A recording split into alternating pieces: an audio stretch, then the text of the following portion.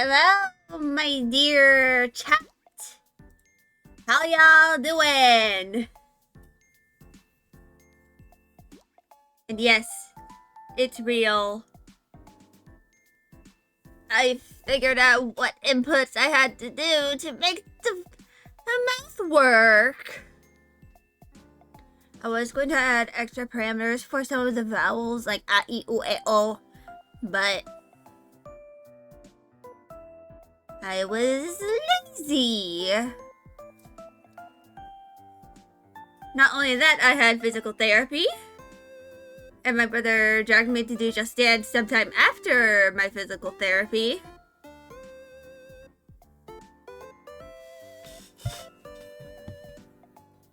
Because we were achievement hunting. But also, let me, there is an itty bitty calico.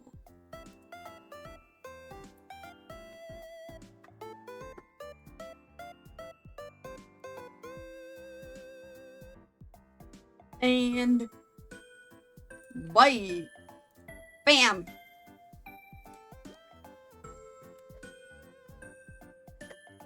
Witness the Sabrina, who is just full of hatred.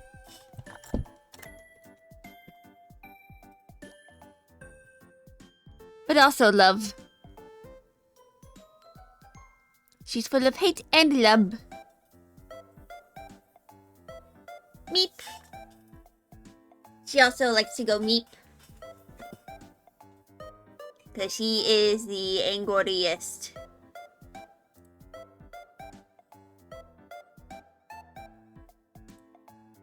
Also, why the hell is the jaw not moving?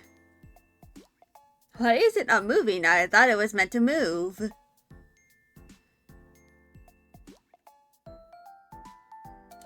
Hold on.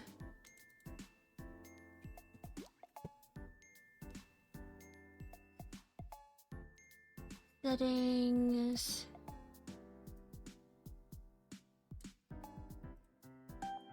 Input.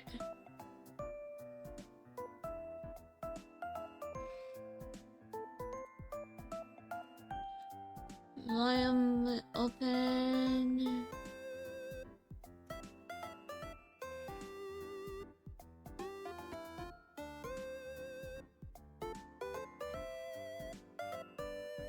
Where the hell is the job? Oh, blend. There we go! Now it should work a little better.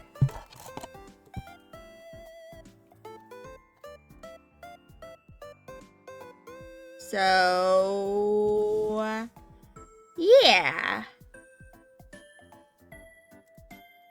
I think that should work. Cat cam, yes!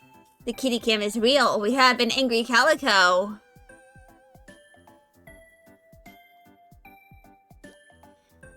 She likes me. She's a bit of a menace, but honestly, I don't really mind. She's kind of always been like this. But anyway... so for context what happened yesterday, I think I clenched my jaw really hard while I was asleep. And just caused one of my TMJ muscles on my left side to kind of like strain itself. So I ended up with jaw pain all day that day.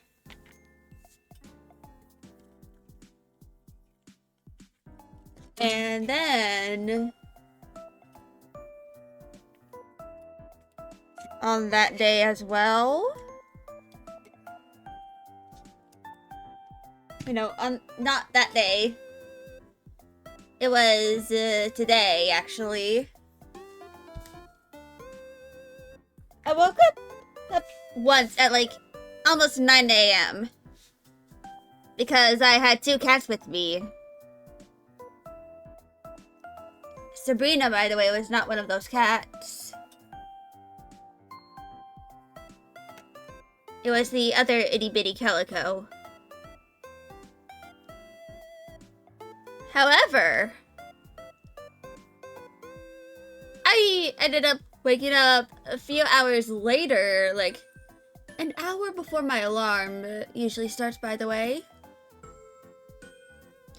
I woke up with a nosebleed.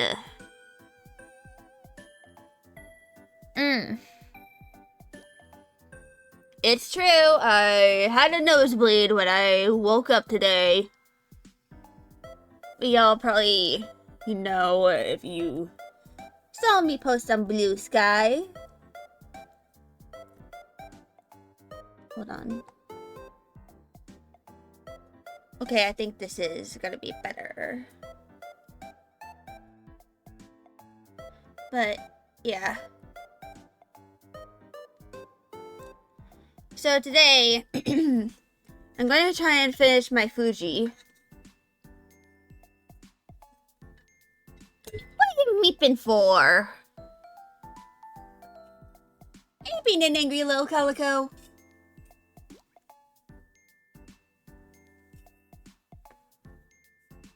She's my angry little calico.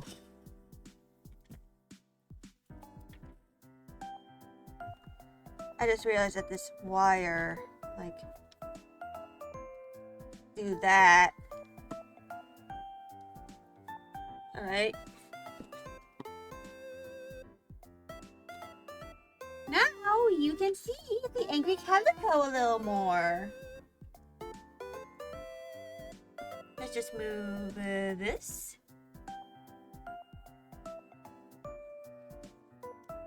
Do not ask why there are Target gift cards over here. I wish I knew myself.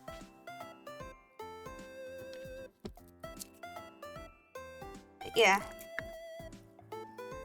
Just give me...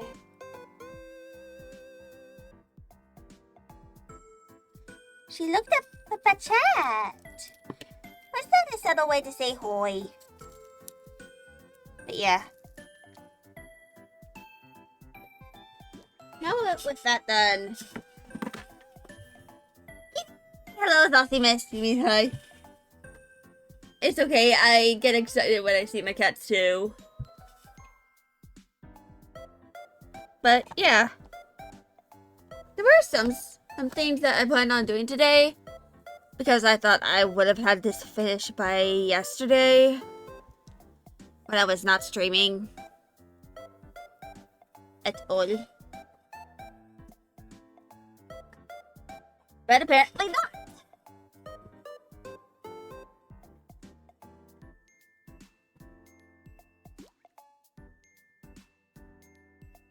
So I'm going to try and finish this today. Meep. She is done with me yapping. Hey. Don't put your butt on in front of the camera.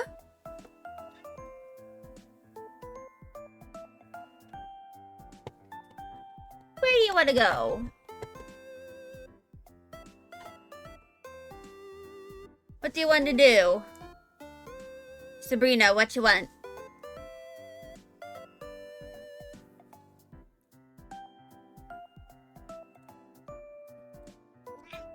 Meep. Alright, she has chosen to disappear. Cat cam is now over.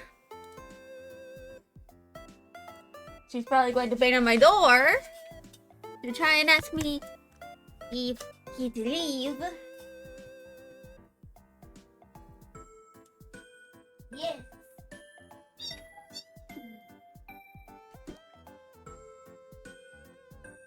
Anyway.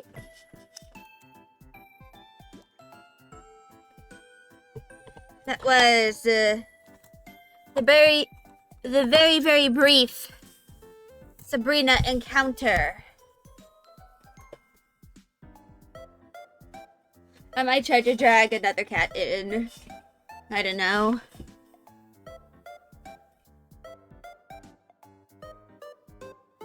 So I'm going to start working on the plushie. The liner copy too is just for when I have to move this to the other position. And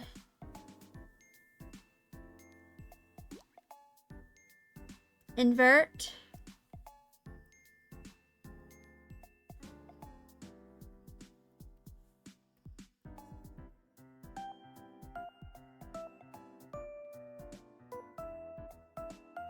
And voila! Perfect color. Now, holy shit. Now I'm going to grab this and I'm going to grab this as well.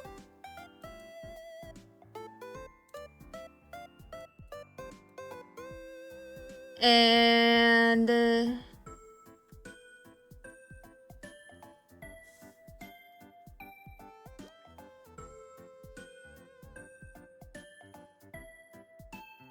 I'm basically just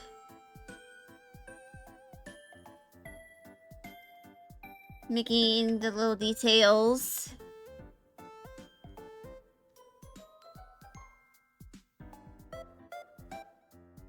And yeah.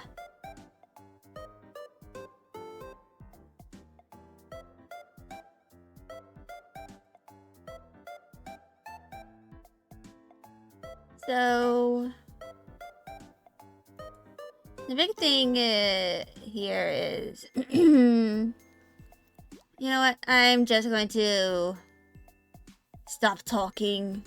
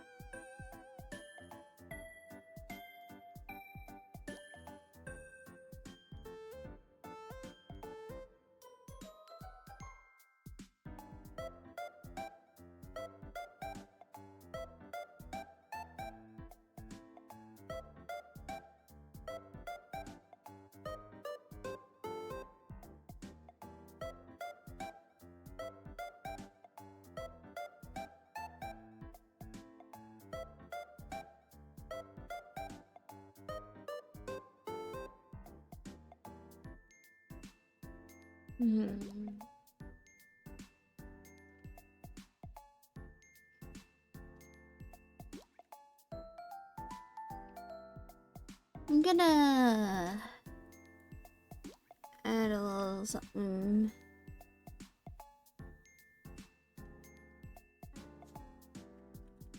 You know what?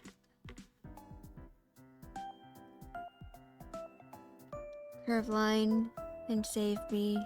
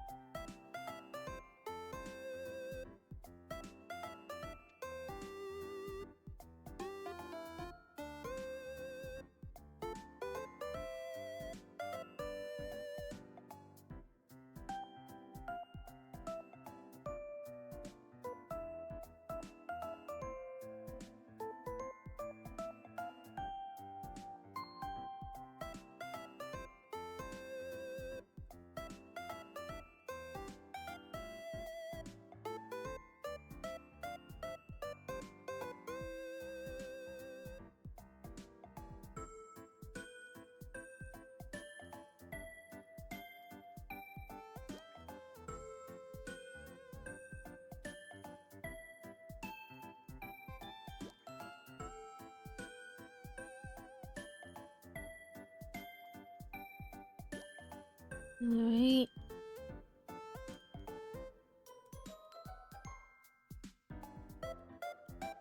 So,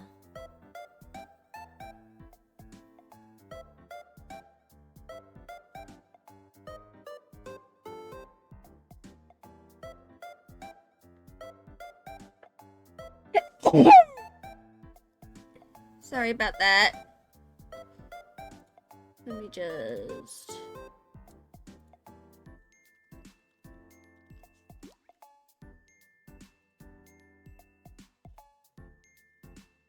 I've officially sneezed 31 times while live.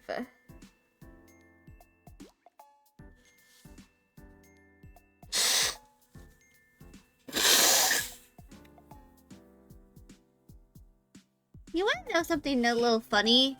Hey chat? I never, and I mean never, in my memories, had nosebleeds until I started college, which happened sometime after I first started streaming and chose to become a VTuber.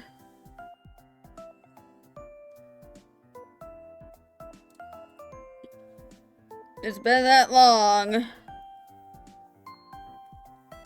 And ever since I started college, like, every once in a while, like, I'd get, like, these, sort of bad nosebleeds. Like, the last time I had a nosebleed before this day was when I had my Calico stream, where I like blowed my nose too hard, and so my nose started bleeding, and I was just sitting there for a while, not only just trying to play the game, but also trying to make sure that the blood from my nose wouldn't go outside of my nose and onto my keyboard and my clothes. Unfortunately, my nosebleed that happened today, I wasn't so lucky, because it started just as I was waking up. So now, my pajamas are covered in nose blood. Gross.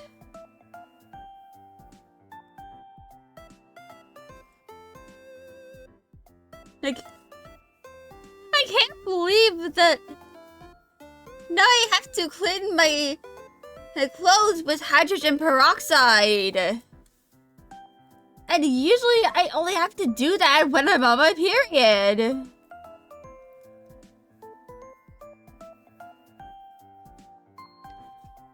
But now I have to do it when I am nowhere near starting my period again. Because of a nosebleed. My mom suspects that my nosebleed happened because it was probably like really dry. And that can cause some issues like nosebleeds. Alright, let's yank this line color.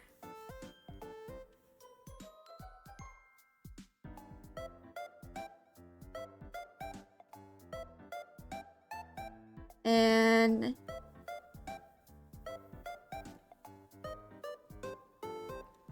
I'm probably going to keep all of the stuff here relatively simple.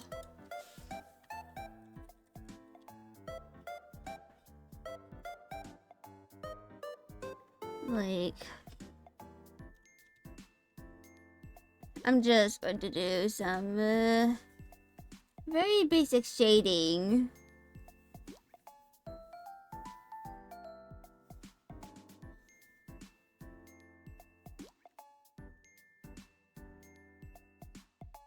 You know, over here.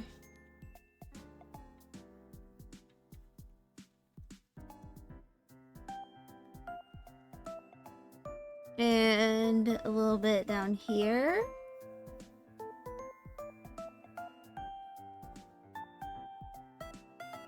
I'm kind of using the seam lines as a bit of my guide.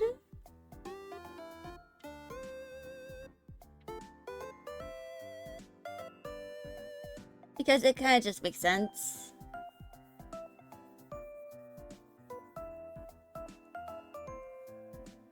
And now...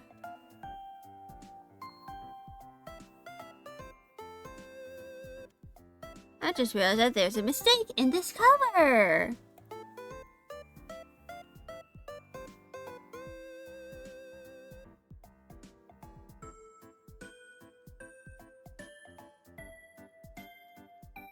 But yeah. Everything here is going to be relatively simple. I'm not going to make this super duper shiny. Like I occasionally do.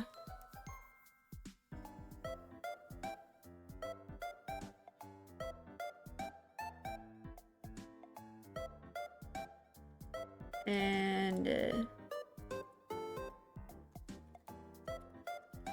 rim light, add glow.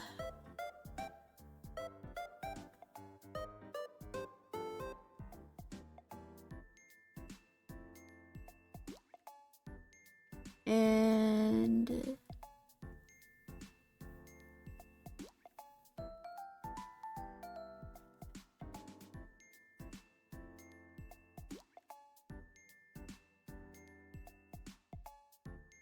the rim light is also going to be kept very, very simple.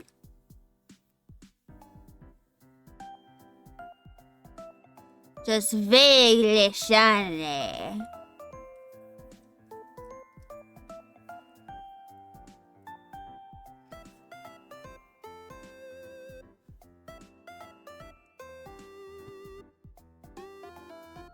Not to the point where you'd make a musical number over how shiny it is. But a little shiny. And now... the moment of truth. Yeah! I still need to do some shading here. But this took almost 6 hours.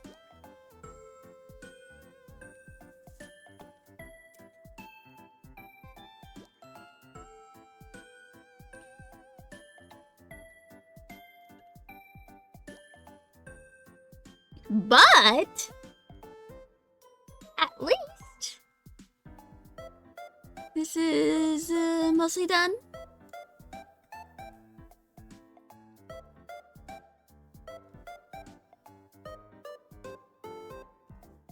going to...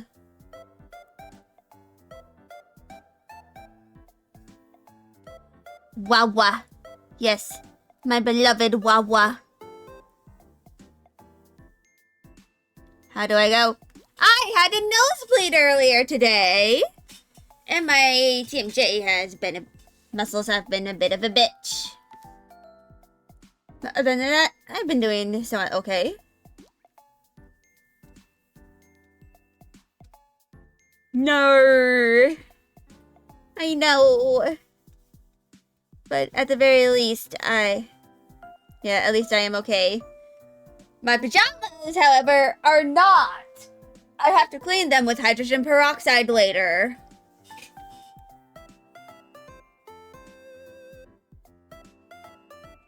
And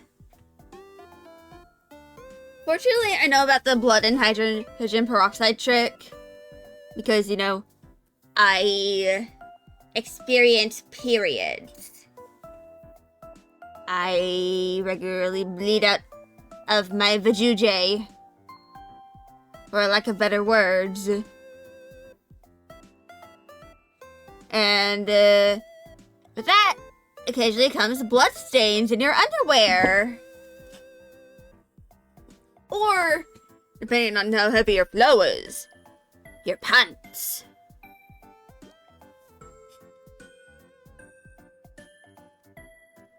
So,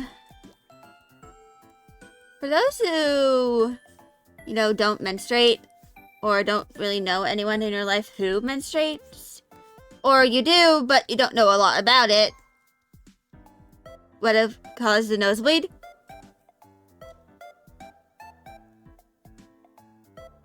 Lack of humidity.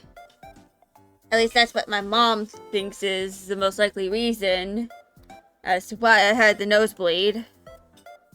Because she was like, she wasn't at home, so I had to inform her through text. But yeah. Fortunately, this is not my first nosebleed, but it is the first time a nosebleed had started when I was asleep.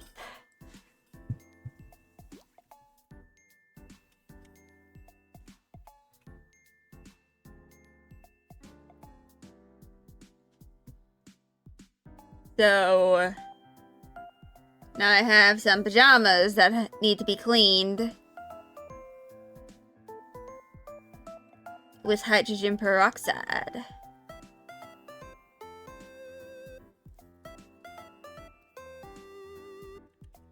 I feel like it's always good to have hydrogen peroxide on hand in case of mysterious bloodstains. Some of them might not be as mysterious, but it's always good to at least know how to clean blood.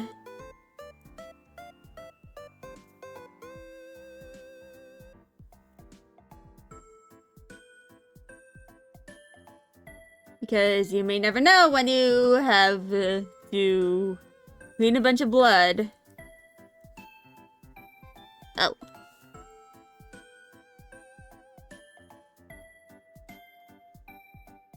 Whether it's yours or it's someone else's. I will not judge, by the way, if you who have someone else's blood on you.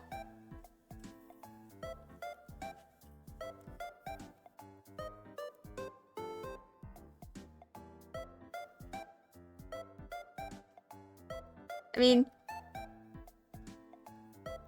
who knows? Maybe you had someone who was on their period in your lap and they accidentally bled through their pants onto your pants.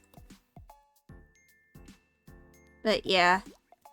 Hydrogen peroxide is just something I feel like everybody should have on hand. Like, regardless of gender. Like, and regardless of whether or not they are able to menstruate or not. Sometimes you just gotta be that friend who has a whole spray bottle of hydrogen peroxide in their bag at all times. Because you may never know when it strikes. It as in blood. Your sister has a lot of it? Yeah. Hydrogen peroxide is the GOAT.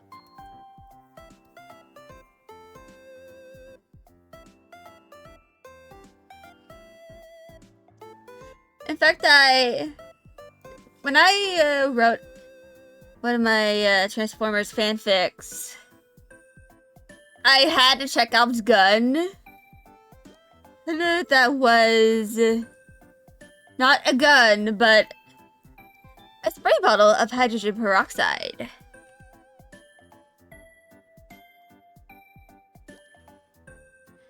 It's like one of the things that is mentioned in the reader character's bag, and it happens later because that reader insert has endometriosis that affects their lungs. So when she accidentally coughs up endometrium on a big ass table, because Transformers are really big characters. She has tissues and hydrogen peroxide, and she just cleans it while getting judged by a bunch of Decepticons.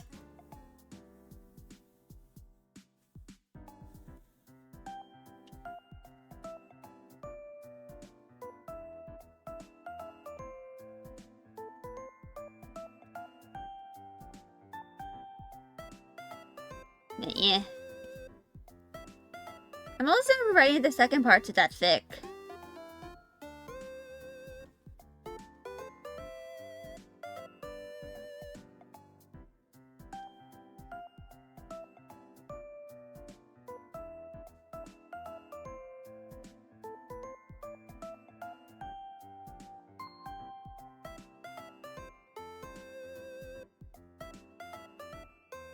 I'm not sure if I'll finish working on it during a stream one day, but that's because I'd have to convert it to a file that works with LibreOffice.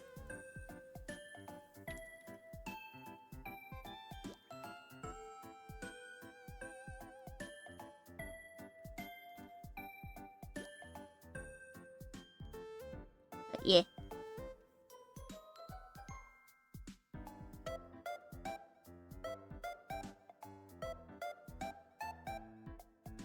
I'm not sure what fanfics I'll probably work on during stream other than the Marvel Rivals one that I plan on working on.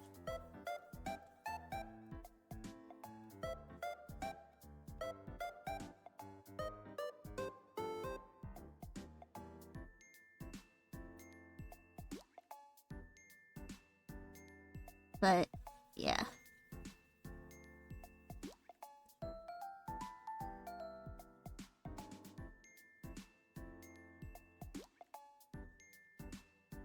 Is, something that I need to do eventually.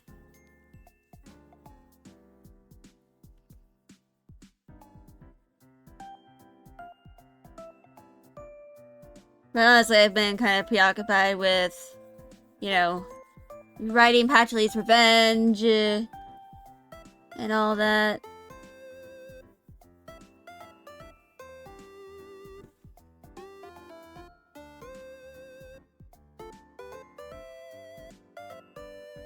So yeah.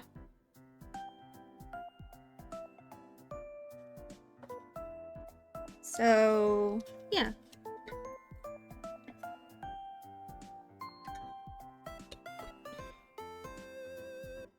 Now I can cross out the active plush thing from my to-do list. Also, I'm so... Hello, not the butt! Oh, indeed. Yeah, I'm slowly dwindling down the amount of sticky notes from this one pad of sticky notes that I have. I'm pretty sure by the time I have to go on hiatus again, I'll be completely done with that.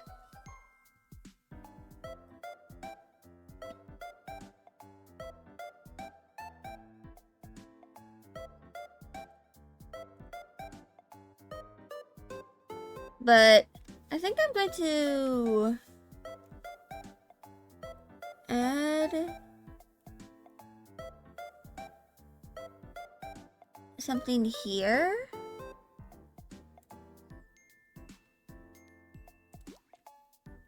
Like,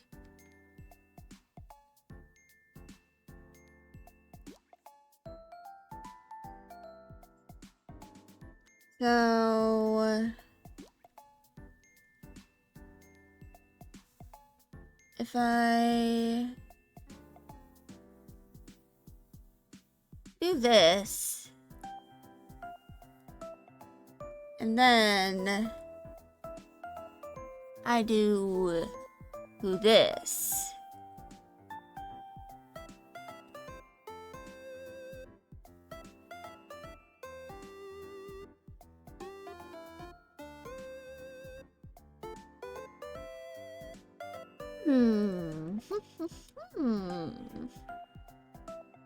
Now that looks nice.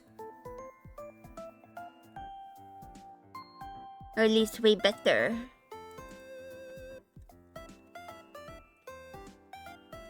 And now let's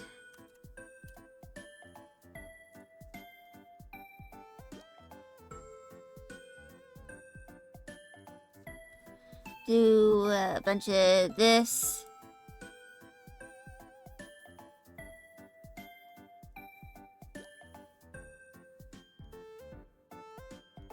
And that.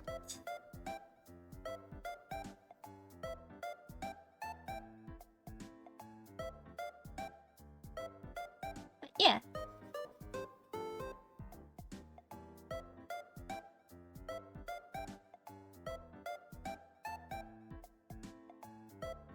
This is what the reactive is going to look like. I wanted to at least try and finish it today, so that whenever I'm doing a collab, I have something that isn't, you know, just some kind of like just some emojis I made along with just this silly image of Cryptid, the Papa Boyo, the Boyo boy.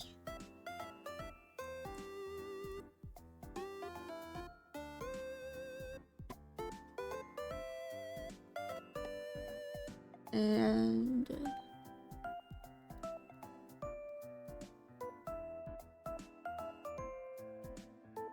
let's see if this works.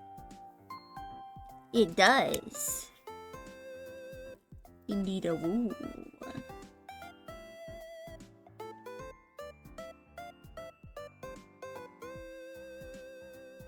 Here we am.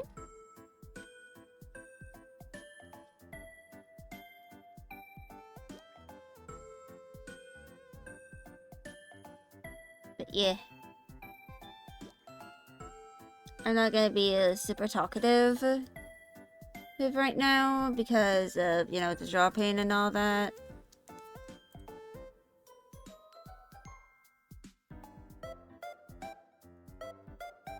I probably need to make a pinned comment. Like, explaining, hey, my jaw hurts, I won't be super talkative during stream today.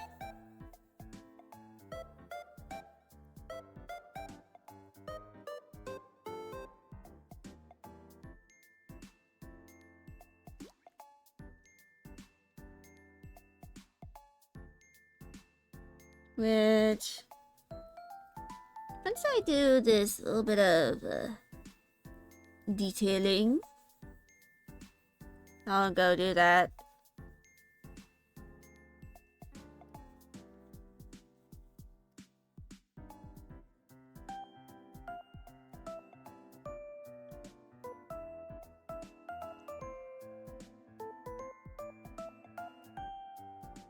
So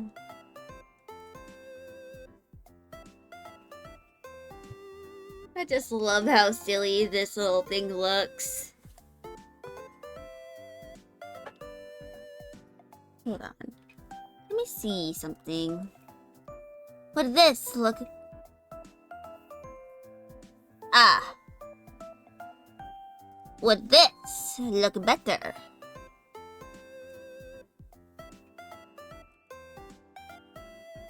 It does look better.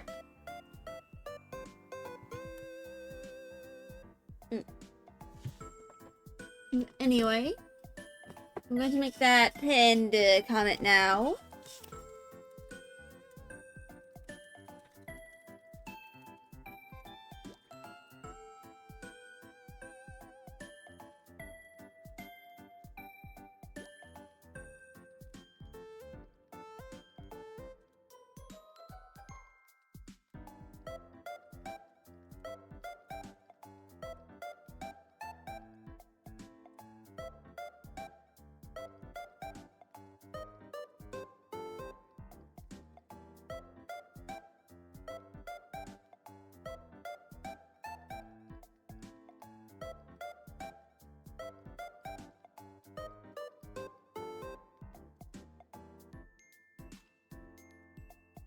Ignore the slash, but that is the pinned comment.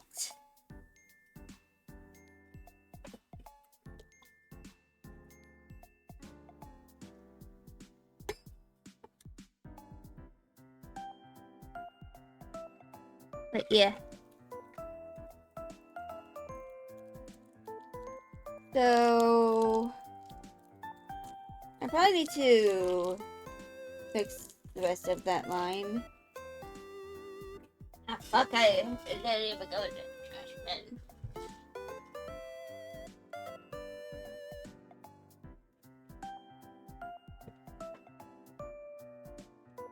Just let me do that.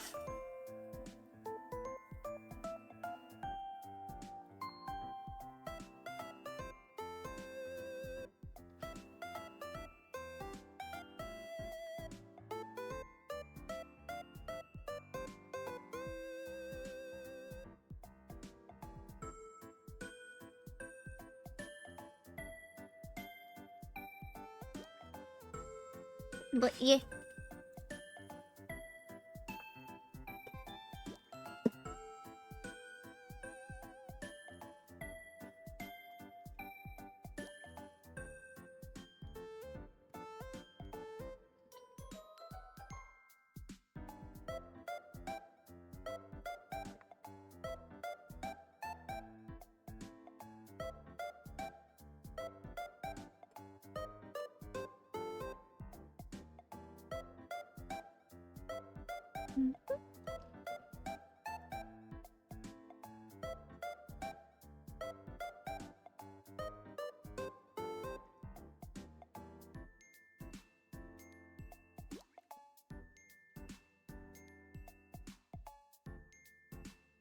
Hmm.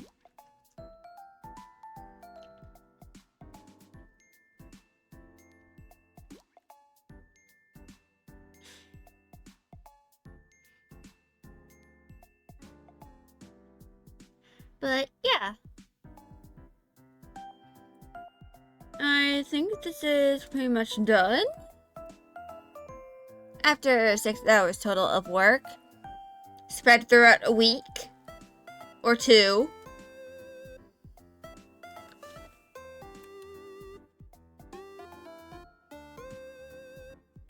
But yeah.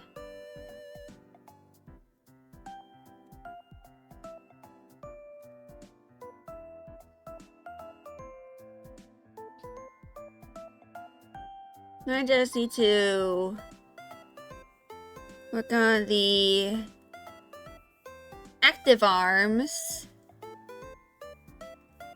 which is bump. And then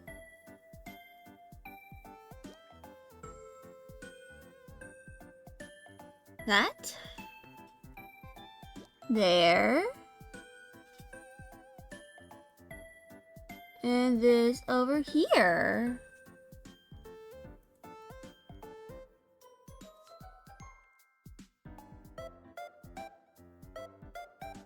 And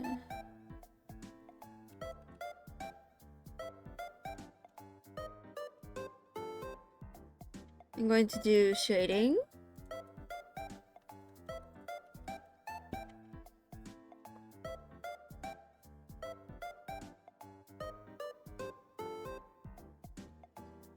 And fill.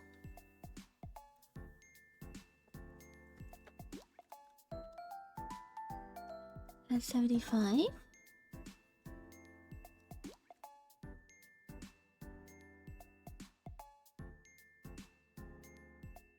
I might add a little bit of blush to the hands. I'm not fully sure.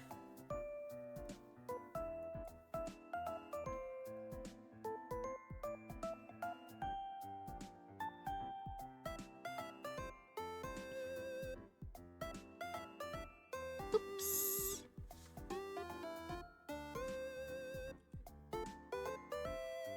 But yeah.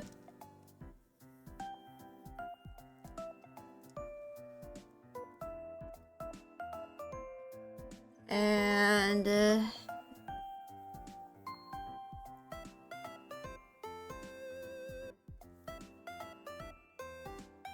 there we go. Let's do this little wrinkle. And bump.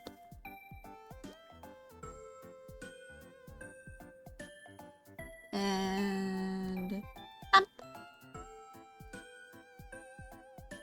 I should be using these fill tools more. I really should be.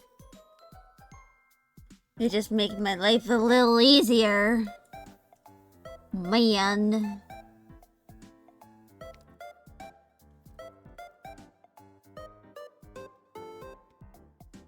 I'm not going to add the fingernails here because they're probably not going to be seen anyway.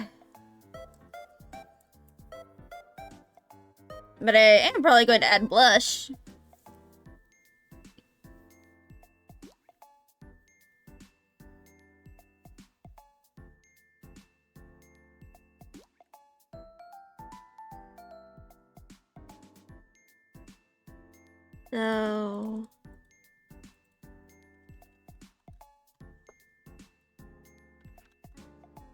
So blush will be at 50%.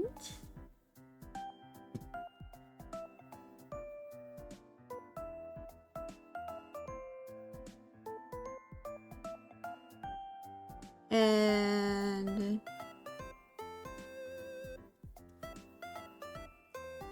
this is just going to be a very smallish detail.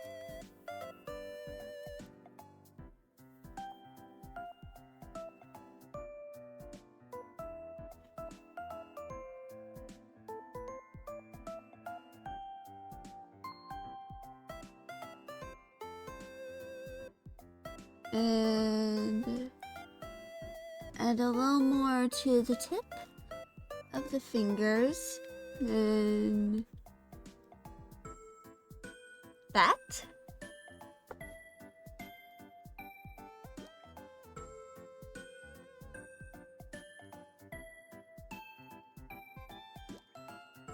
But yeah.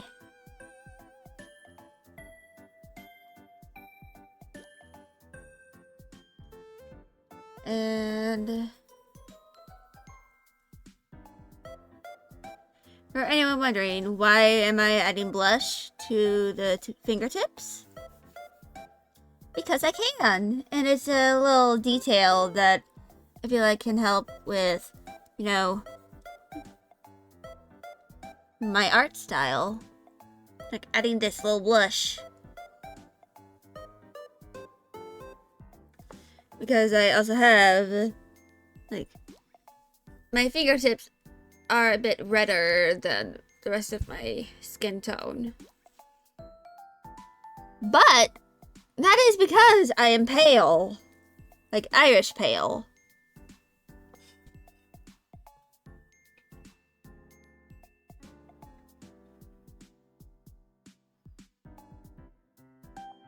If you ever see someone and go like, oh, you're pale. That is the kind of pale that I am.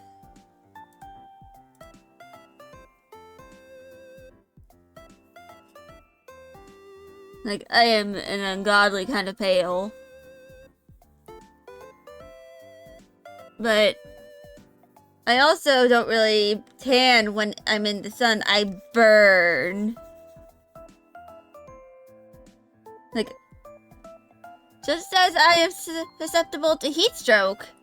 So in the autumn months, I am also susceptible to sunburns in the middle of summer.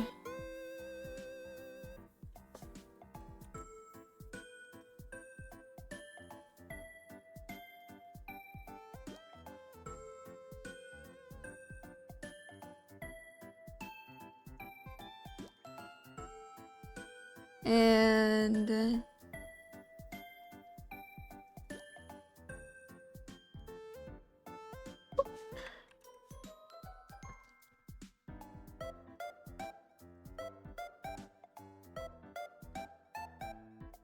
I'm just adding little bits of blur here and there.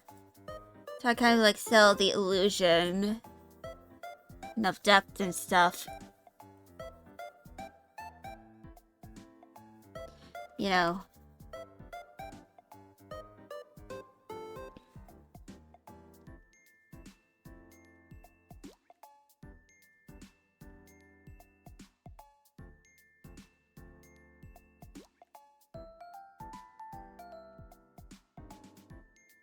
But yeah. I know that the arms look tiny. But honestly, I don't really care.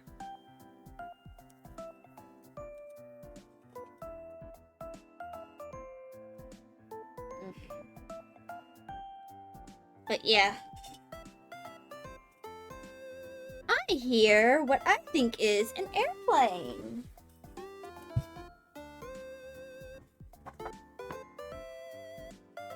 Neum. Neum. But yuck. Ugh.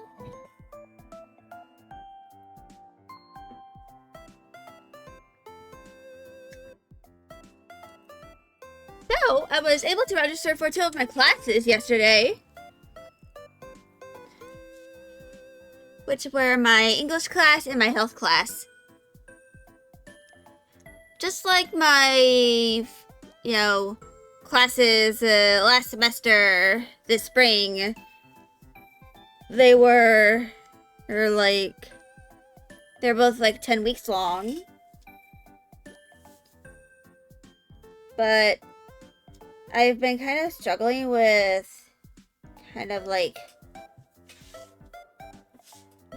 my other 2 classes because for one of them, I think I probably forgot to check the lab day I want. And the other one is that I either needed a prerequisite class or a co-requisite. But if I take the co-requisite, I will be taking 5 classes. Which I know that I was able to do my class stuff of early last semester because I was very proficient with it. But I don't think I can handle 5 classes.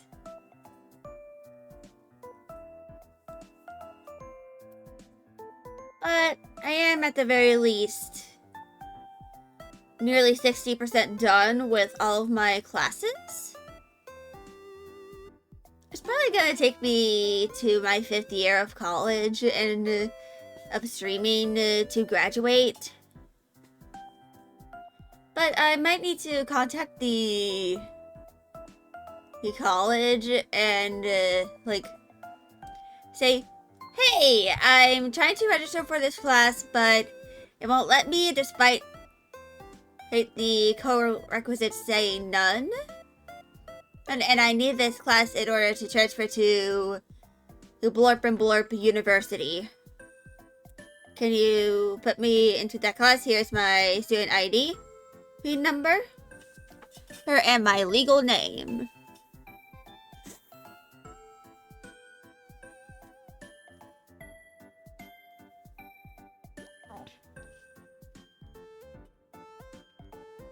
But yeah, it's kind of something I need to do. But yeah, that is that done. Or at least done enough for my liking.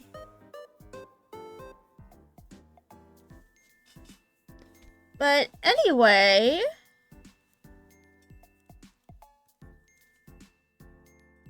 there was some stuff I wanted to do this stream that I couldn't do because, you know, I was looking after the obligatory message about Kitty. But gotta head to bed. Have a great streaming day. You too, Zosimus. Hope you have a good EPs.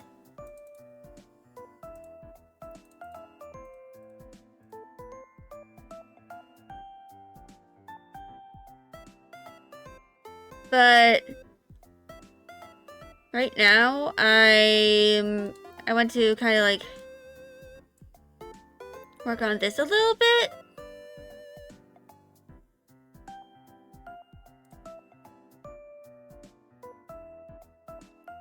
Like, I want to work on some stuff involving Hatchily, Use Revenge.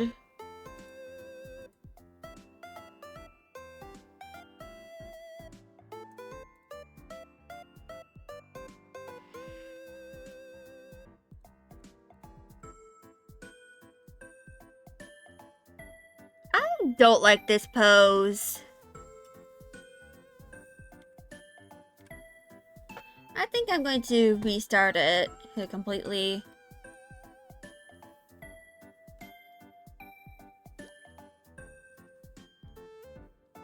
I think I'm going to go with a more neutral pose this time.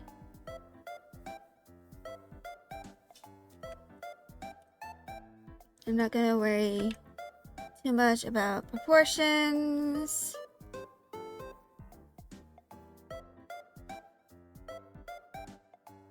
All I need to do is focus on getting the gesture.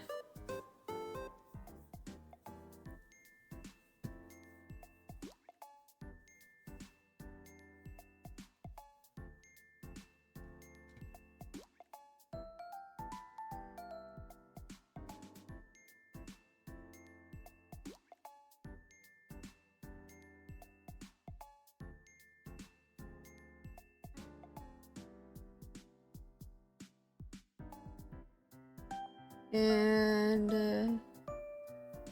I'm gonna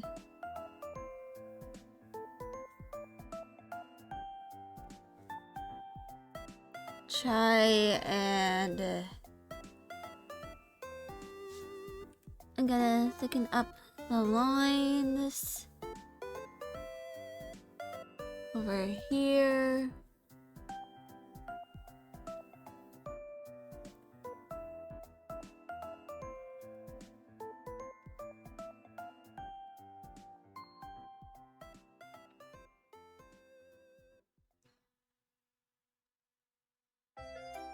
But yeah. Fuck.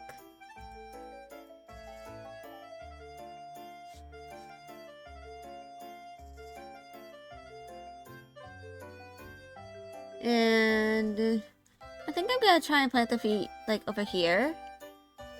Like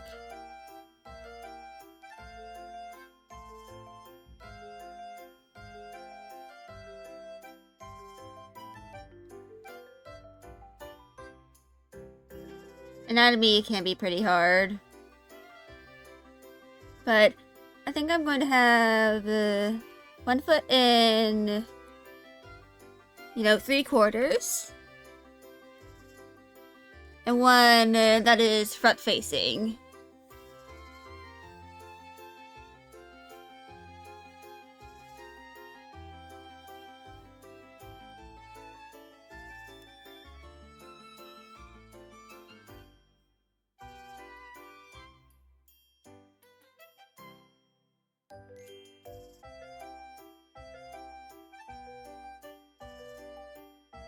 Or at least as front facing as I can make it.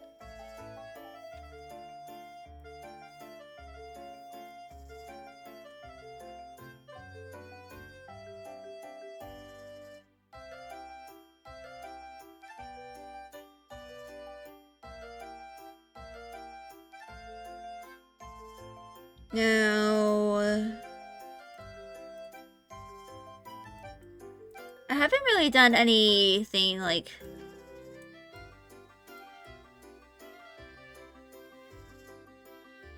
super like solid. Like I haven't made any fully rendered things involving Osmi over here.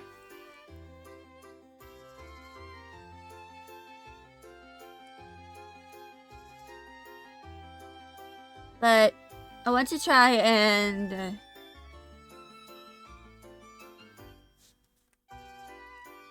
I'm not going to give her like a super voluptuous chest. Because I think Patchley, he fulfills the role of having a character with a voluptuous chest. Just already.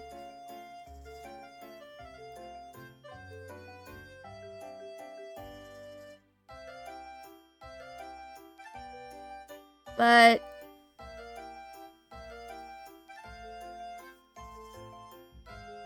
yeah.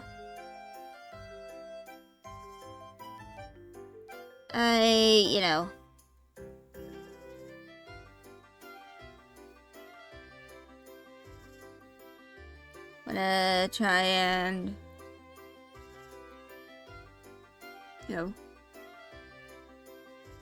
give her a good pose. I know this is turning not really into a gesture. Once again. But meh.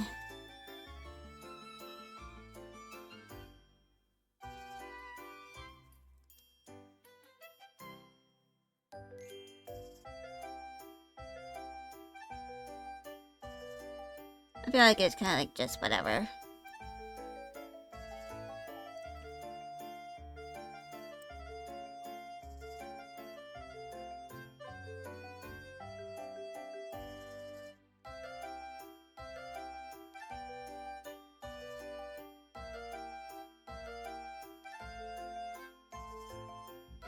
And the reason why there's a thigh gap is because her legs are sort of apart.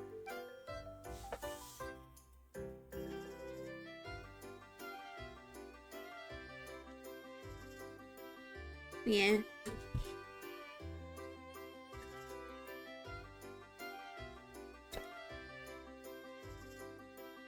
I'm going to do this sort of thing. So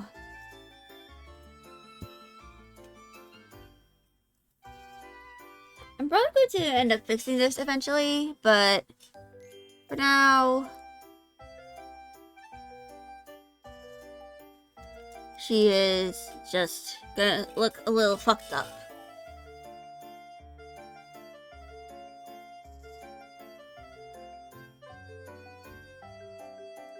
A little bit goofy.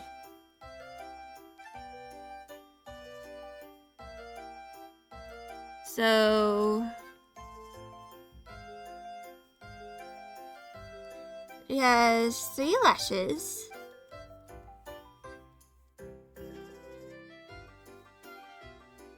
One that points inward and 2 that face outward.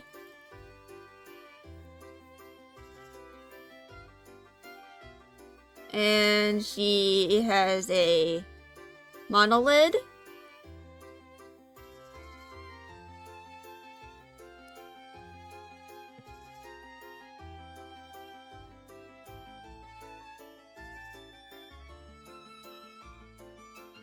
But yeah.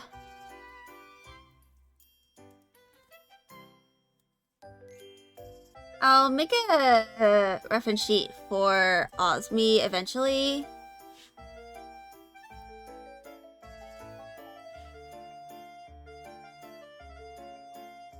But I probably need to look at like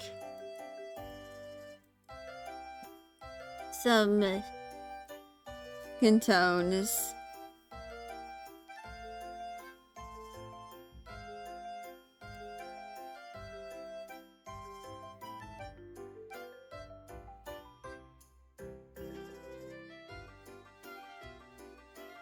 You know, for like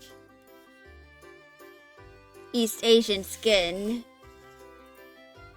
Because this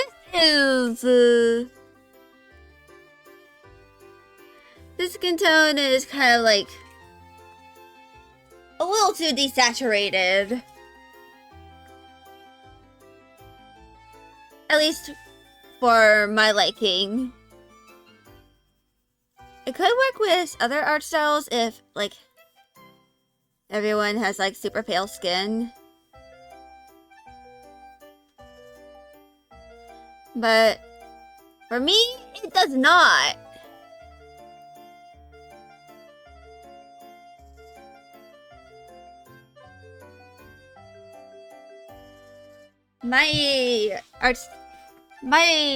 The colors I choose for my art are usually like very vibrant and saturated. And that is not vibrant or saturated.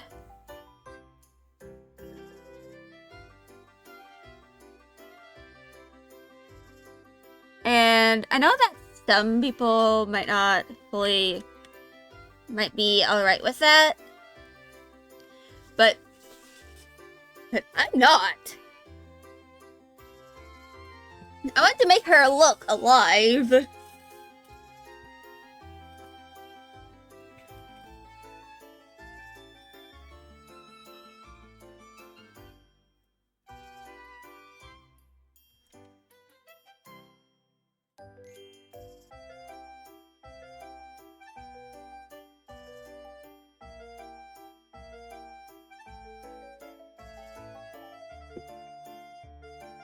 But yeah.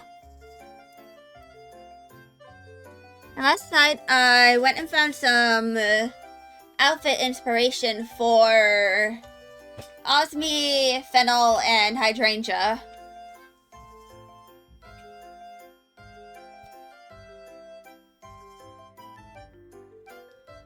And yeah.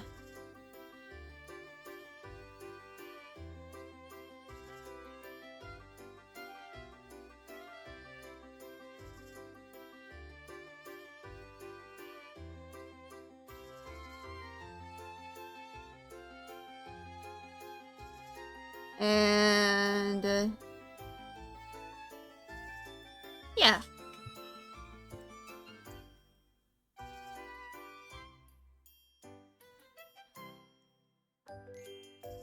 I kind of want Osmi to be like the fashionable youngster, even though she is older than Patchley by a few years.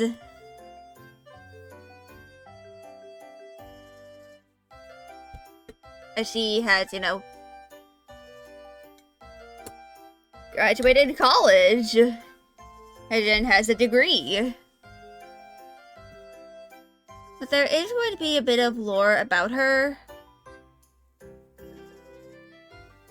Because Osmi He was a warden of the state, aka an orphan.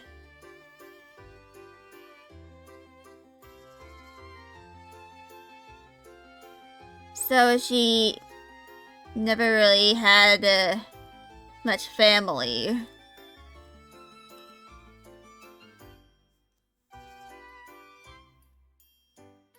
Because her family was killed.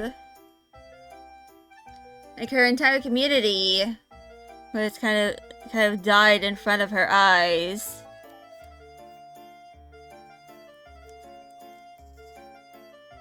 You know, when she was living in Crystra.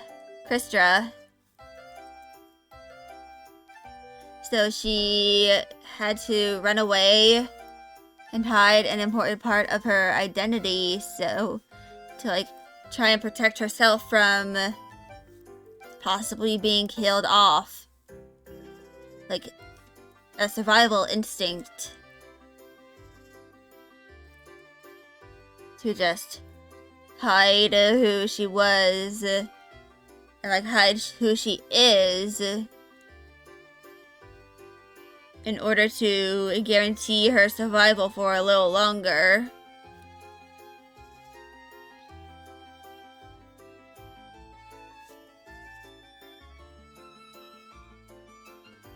Of course, she doesn't really have to do that now, because she now has a bit of a support system. The most important part of that support system is Linnea, who kind of like adopted Osmi as an adult so that she would, you know, or like sometime before she aged out of the orphan system. So, because you can't really grow out of family.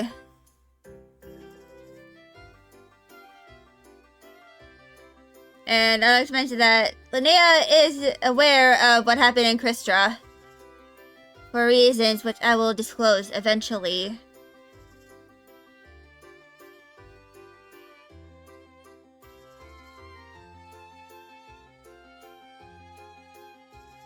I'm gonna see how this looks like flipped.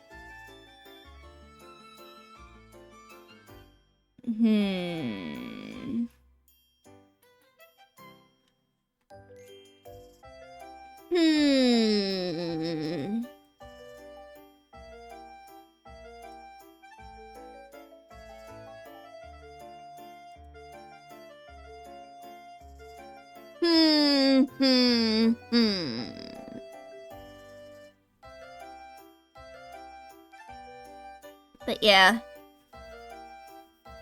Linnea knows a lot more than she kind of lets on. It's not because she's like all-knowing or anything. She just likes doing a lot of research on stuff.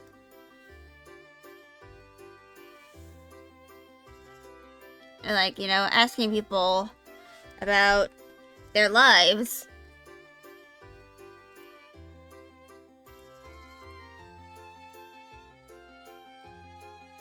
Now that looks a little better.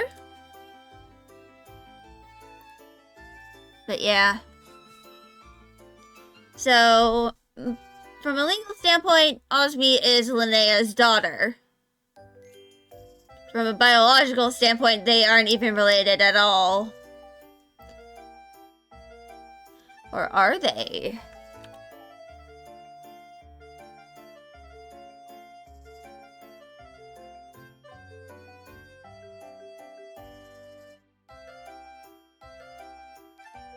And of course, Osmi is, you know, a part of the Crystra species.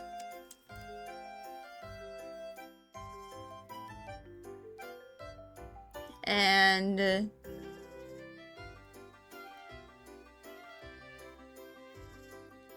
of course, she comes from Jaime, along with Patchouli, Dahlia, and a few other characters.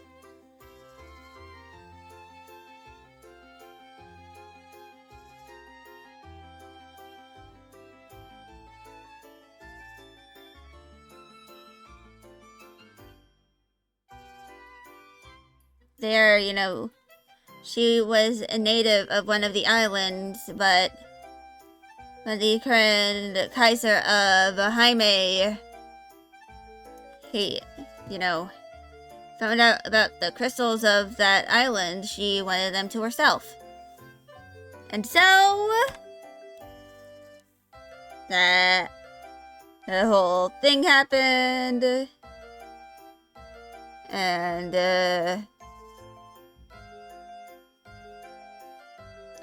eventually Peshly will learn about it, and of course reveal that the current Kaiser is her mom.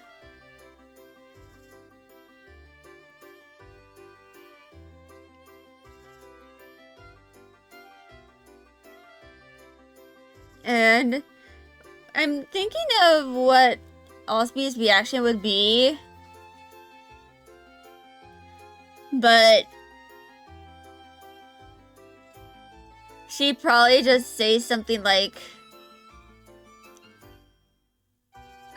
I can see why you were at the church, which before you were at the agency.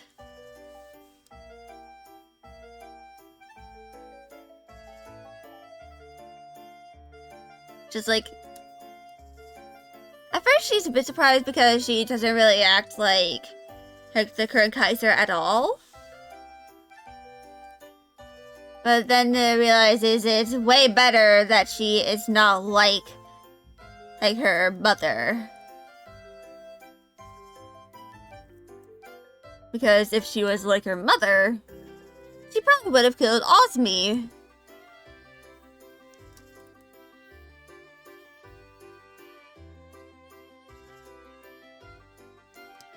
And Osmy, of course, does not want to die. Outside of her control. She has at least some choice in whether and when she wants to die. Unless she is physically incapable of making that decision.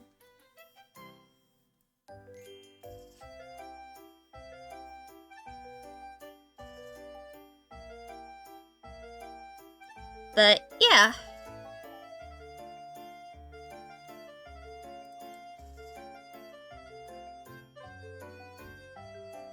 As Osmy,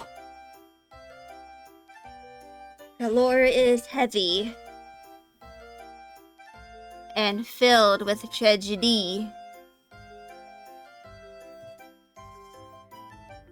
But it gets better eventually. Revenge happens, of course.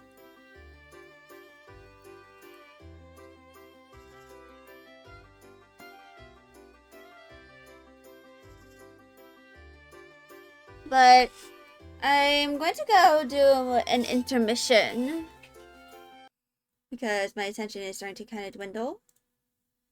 And I need to replace the thing anyway, so I'll be back.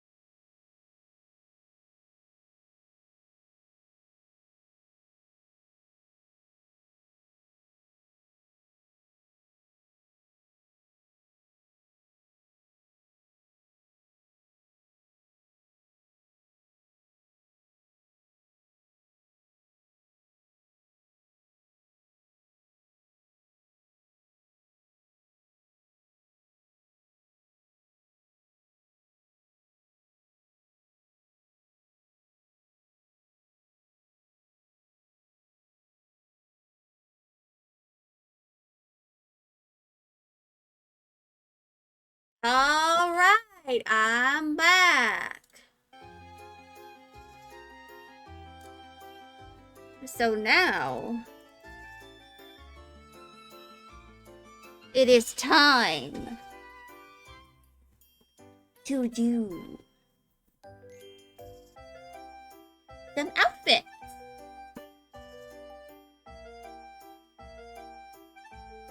I just spent some time in the bathroom because I was kind of backed up. But I actually have a folder in my references folder that is called For Pet Rev. And let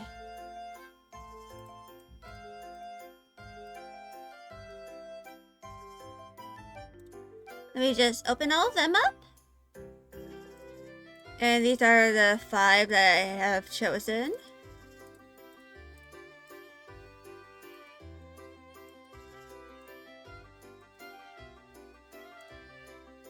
I did not mean to rotate it.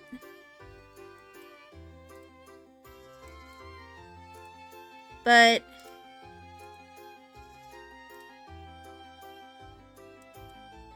yeah. I'm kind of just... Let me make this bigger.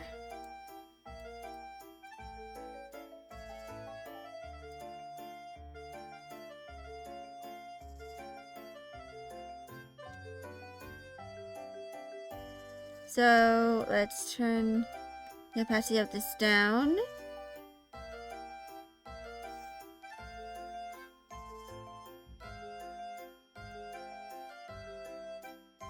And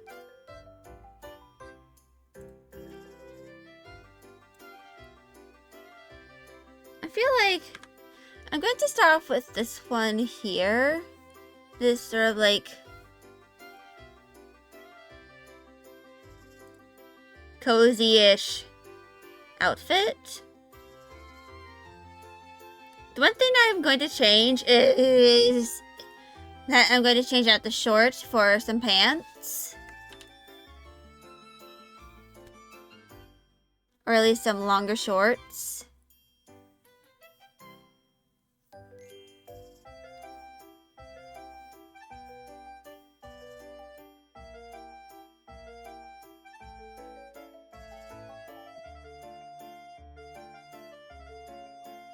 But yeah.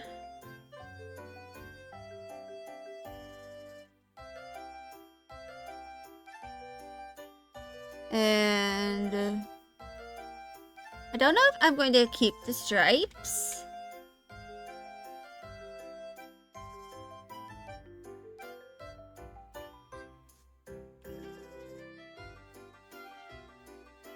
No, when it comes to this.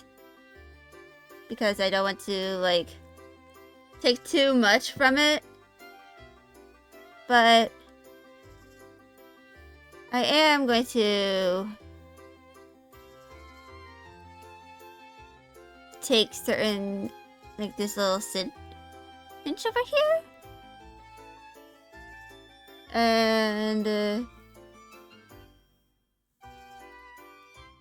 I feel like this is, I want to kind of make a cozy work outfit. Like when she has nothing much to really do. Or like if you work, for example, at an office that has a relatively lax dress code. But of course, you can't really be an office siren. Like you have to be at least presentable and professional.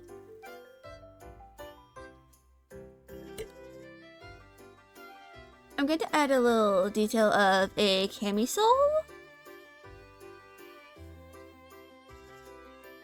But I'm going to keep this relatively plain.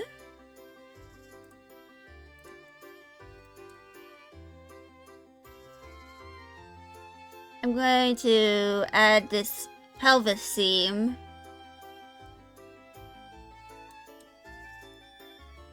And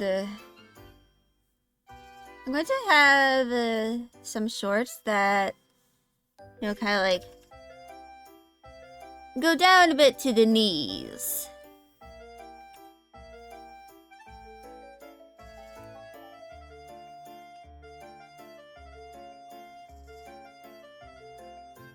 Kind of like make her look a little boyish.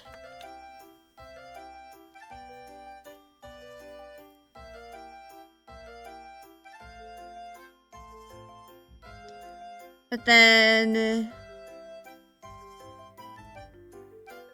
I'm going to give her some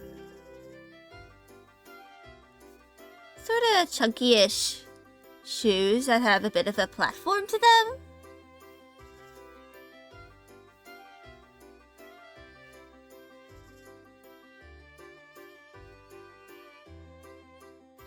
And I'm going to make them look like kind of like slip-ons.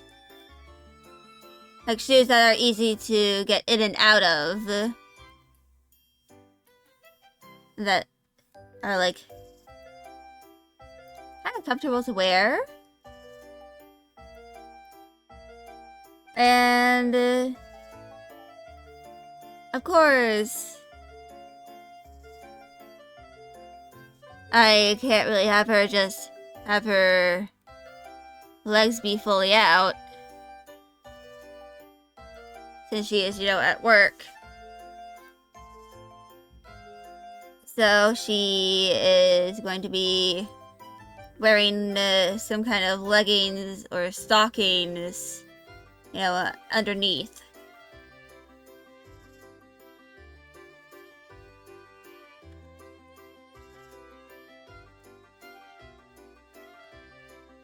And this is going to be one of her, like, work/daily outfits. Of course, Linnea doesn't have, like, a super strict dress code when it comes to her, you know, agency. She, of course, has a uniform for those who are, you know, going out and investigating stuff that she helped design to help to be, like, you know, functional, but also somewhat stylish.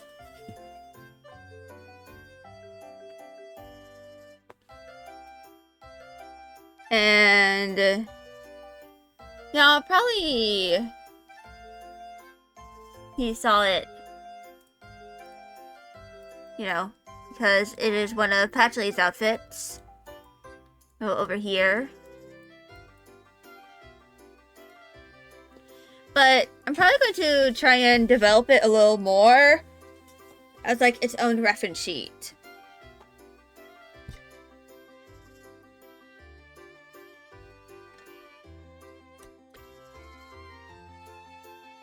But yeah. I kind of wanted the Osmi to look fashionable.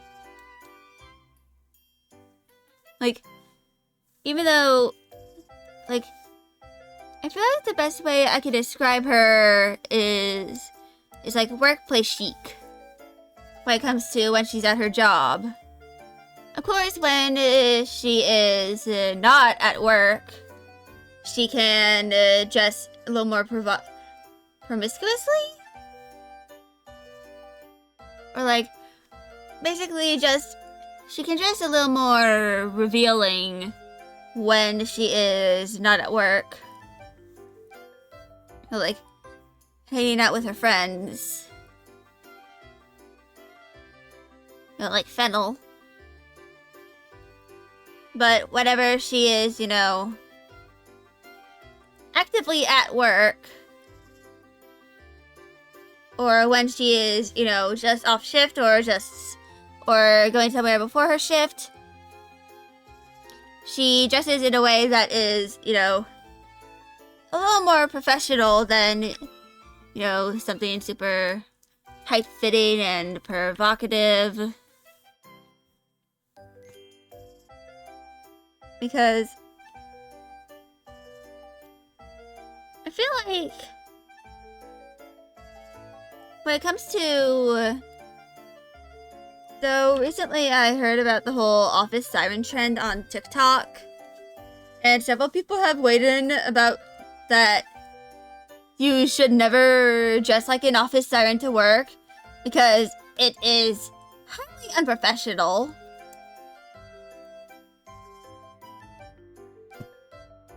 And sometimes, depending on where you work, it can be kind of dangerous. Because the whole point of the office siren is, seduction and not dressing like you're working. Which is a little misogynistic. And, kind of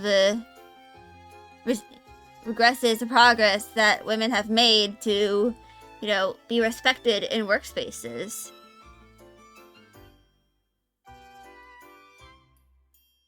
So I want none of the characters I design to, dress in a way that can be interpreted as, oh yeah, that's an office siren outfit.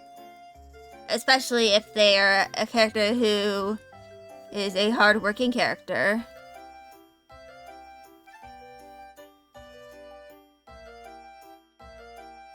I want them to, look professional.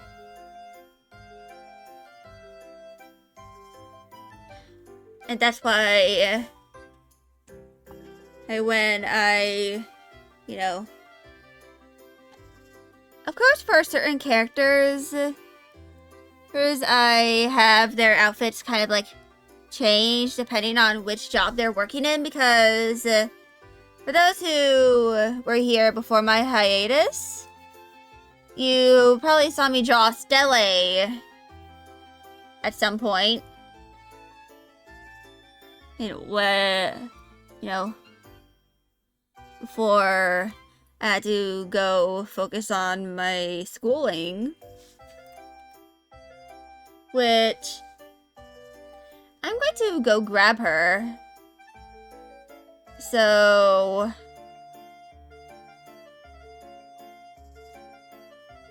I just remembered this stupid-ass drawing I made. So, there's this, emote that is common in some VTubers. There's on Twitch and stuff. Where they have, a pants grab emote. Where they're, grabbing the front of their pants. And it's technically, he's suggestive? And, vaguely not safe for work.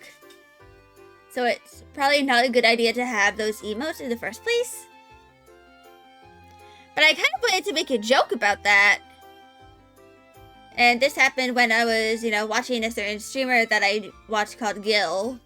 The clown man Gil. But...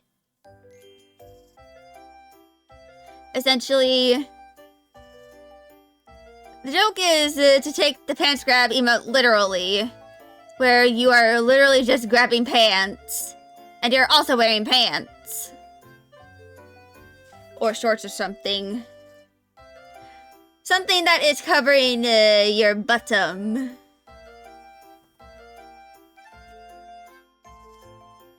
But, yeah, that is kind of like a joke. Oh, right, I forgot I had it in a folder. So this is Stelle. And she works at a hero agency. And not only that, she works as a dancer at a club.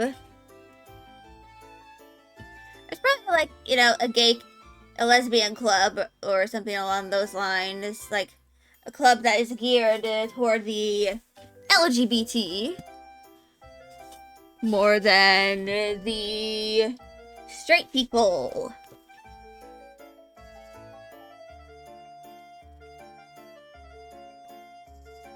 But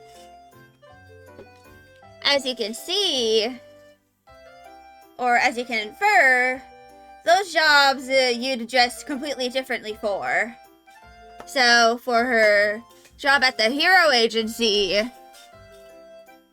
she dresses very professionally. She's wearing a turtleneck, like long sleeve shirt with some slacks, and of course, you know, brown shoes. I think they're like Oxford or like clogs.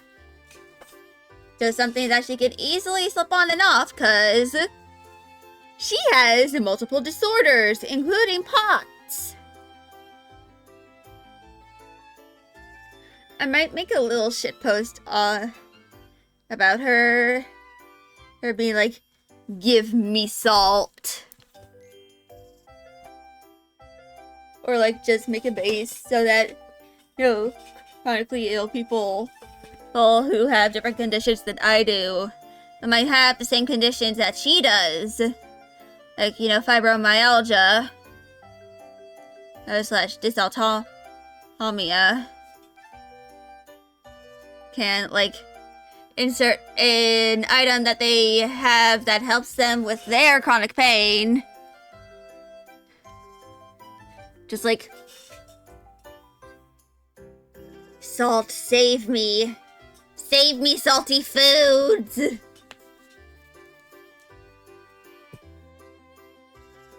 I just feel like I could, you know, design her. I feel like I probably also need to, you know, design her mobility aid, because she has a rollator and a cane. Her rollator is also like kind of also a bit of a wheelchair, because she can sit inside of it and, you know, neum around a little bit. But I probably need to do some research on, you know, what triggers her, you know, her chronic pain and disorders.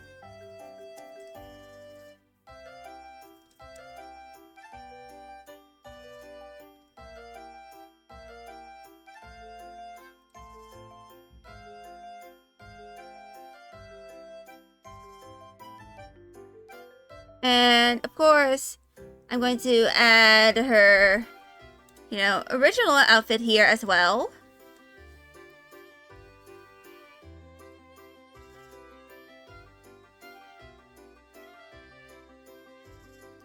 Which is, you know, a little less, like, revealing of her top. The top isn't as, you know, low cut.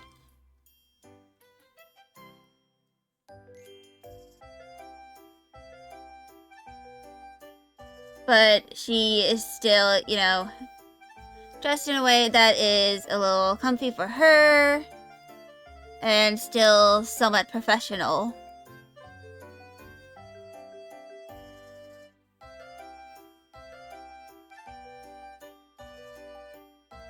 You know, not something you'd wear at the club. Unless you're the kind of person to wear work clothes at the club. Like, unless you're the kind of person who wears business casual at the club, you'd probably not wear this kind of outfit at the club. Or you'd modify it to go to the club. But I'm not qualified to say anything about that. I've never been to the club. And if anyone jokes, you should be at the club. Usually the clubs aren't open at this time of day. Where I am, from what I can tell. They usually open up at night, and it's the afternoon for me.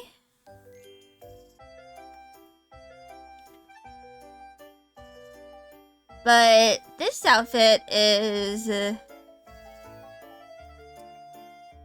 know, it goes to her knees.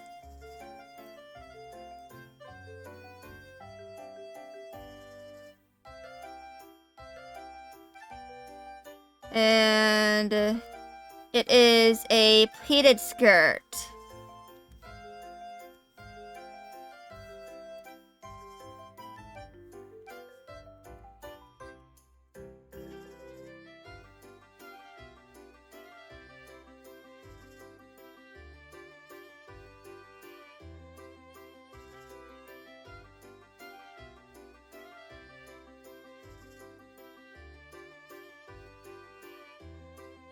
So, yeah.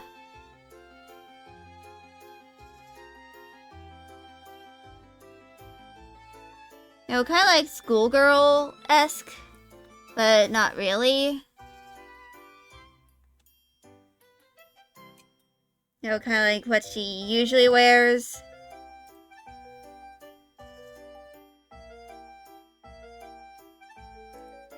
Along with, you know, her usual shoes.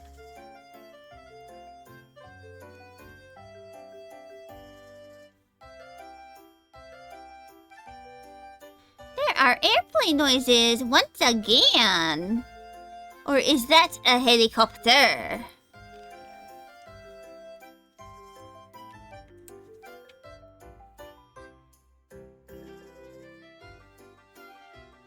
But yeah.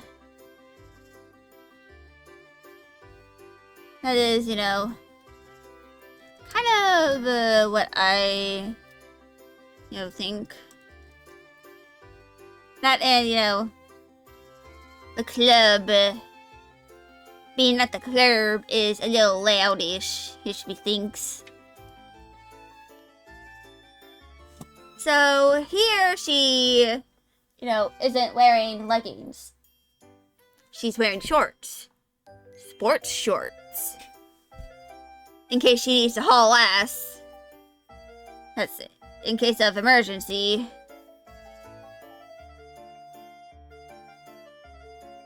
Just like, oh shit! The trout population!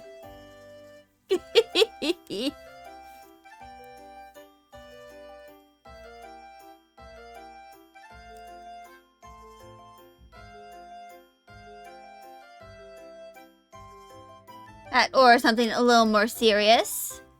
Like, you know, a medical emergency.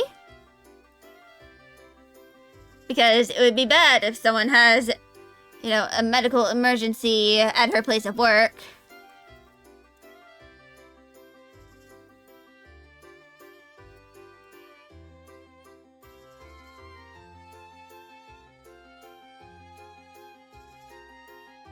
But this is her second outfit.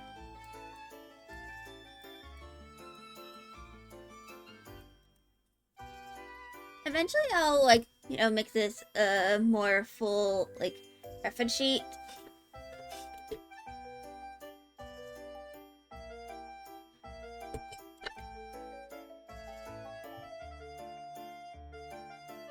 But yeah.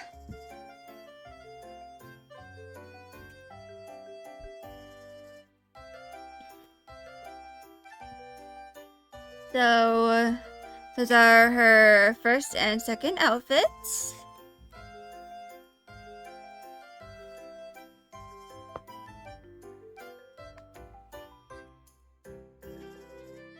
But now I'm going to kind of work on this, you know, rough sheet.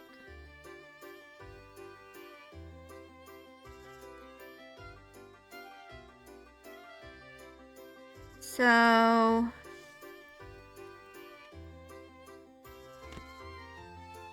I'm going to make a folder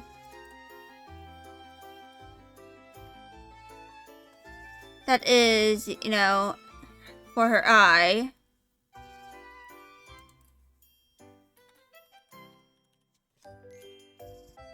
And I'm going to delete all of the outfit inspo stuff. And I'm also going to grab my Patchouli icon. Specifically the one that has been nightshaded to oblivion. But yeah. I'm going to make this sort of thin at first.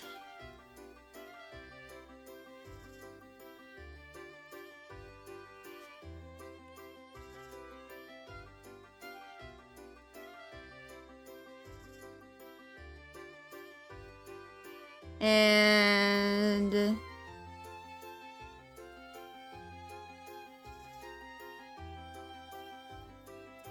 yeah. I probably need to figure out how to do some of the eyes a little better.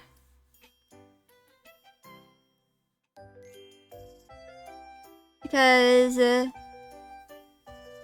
I feel like some of the eyes for my characters are a little samey. Like same eye syndrome, if you would. I'm not really immune to, you know, having stuff kind of look the same.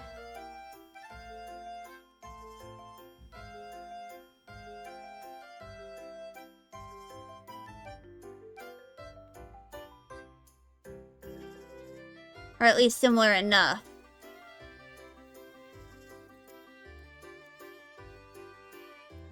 That it's a little hard to distinguish them. Like, especially since I give some of my characters very similar hairstyles. Like, one kind of hairstyle that I've frequently given some of my characters is, you know, the bisexual haircut, but curly.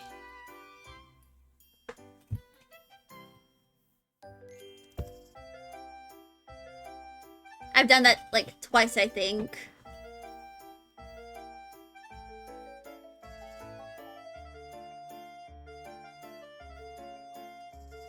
But, yeah.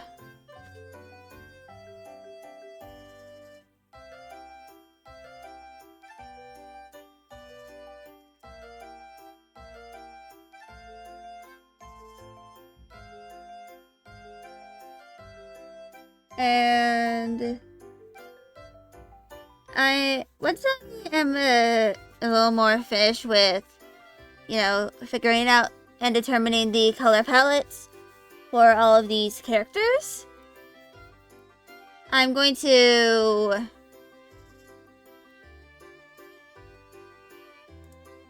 change the name of this to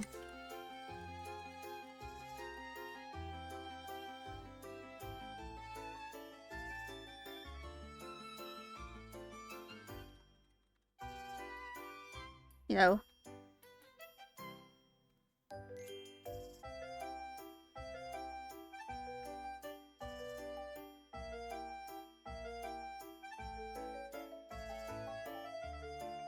but yeah.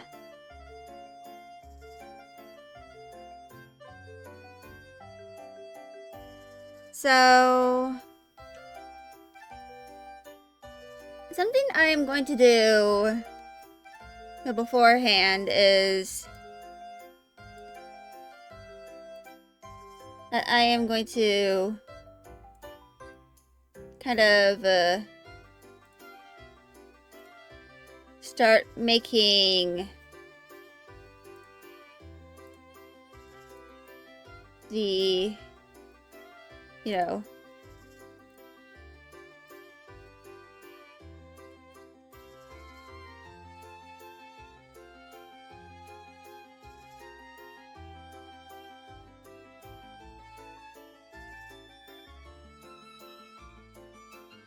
eyes over here. That one looks a little too small.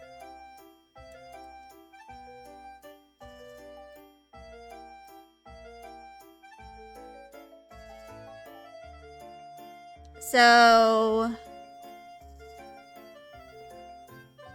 actually,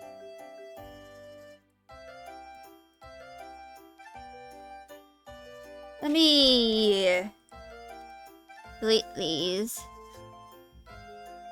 first. And let's start by making gradually smaller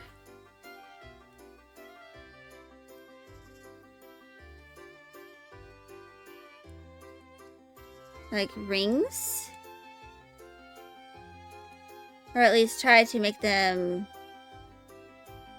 go gradually smaller.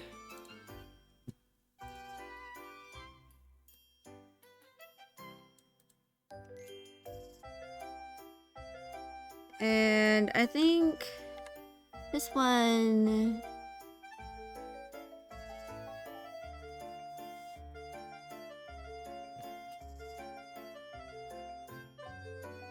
And I can move this over here. Maybe make it a little bit smaller.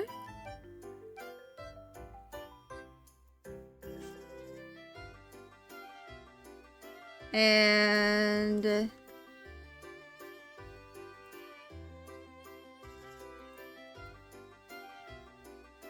this is going to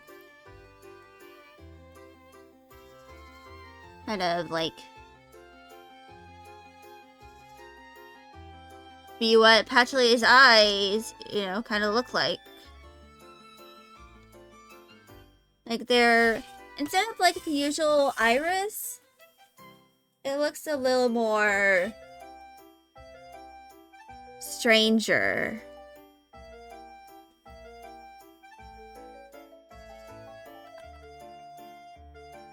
And the pupil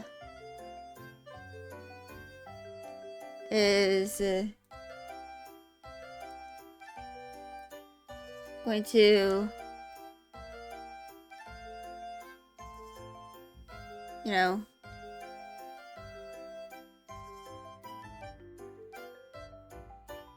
so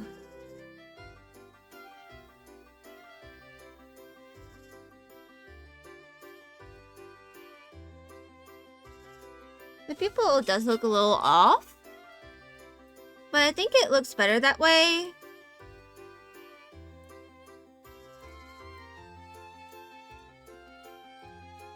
But anyway.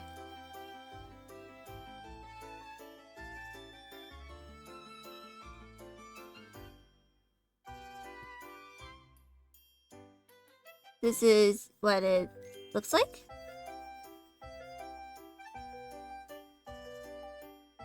And if I ever make a live 2D model based off of her, the little circles here, they're going to move along with the eye. So as this goes to the left, all of them go to the left, starting off with based on their general direction to their proximity to the pupil.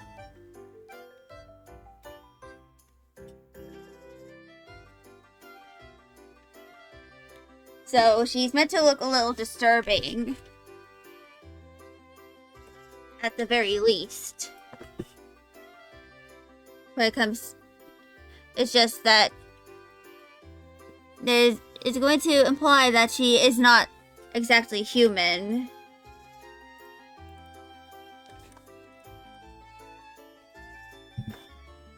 Because she's not. She is a hoop folk.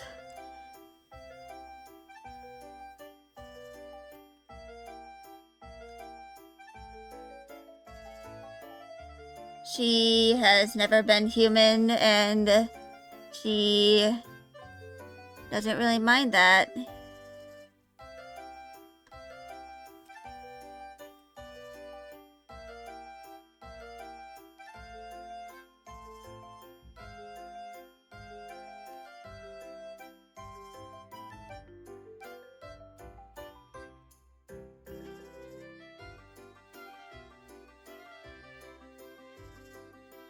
She is fully aware that she isn't human. And after a certain point, she doesn't even try to hide the fact that she isn't human at all. Because something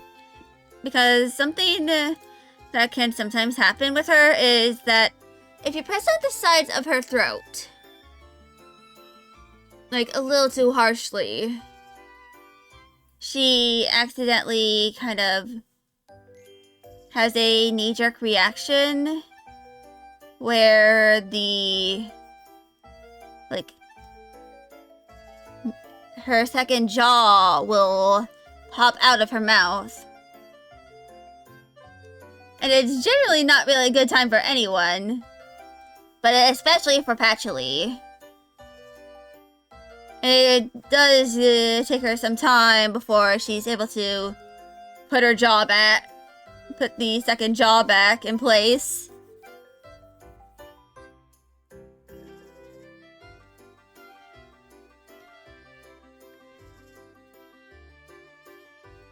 And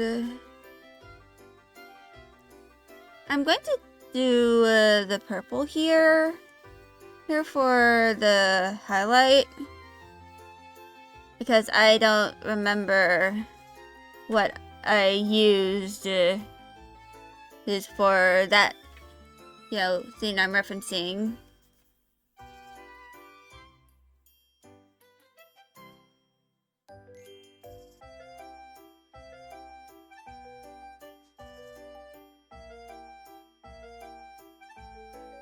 But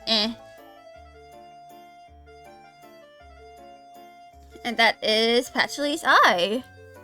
I'm going to add a little bit of,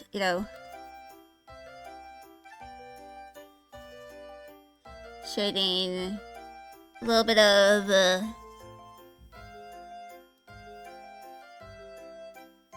vibrance to the sclera.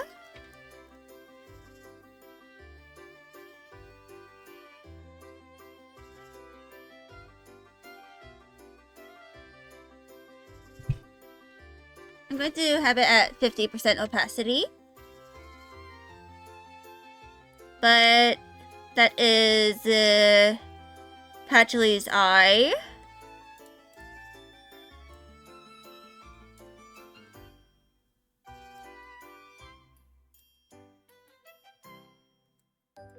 And I'm not fully sure where I'm going to put it.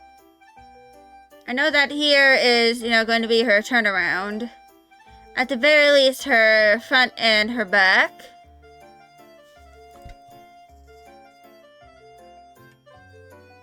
I might make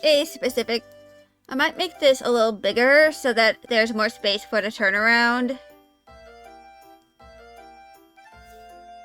But I think I might try to, learn Blender.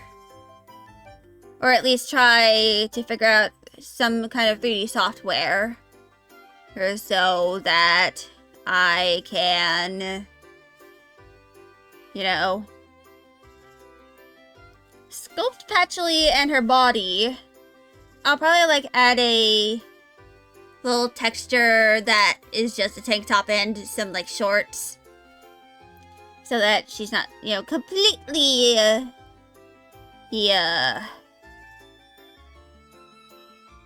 exposed to the world.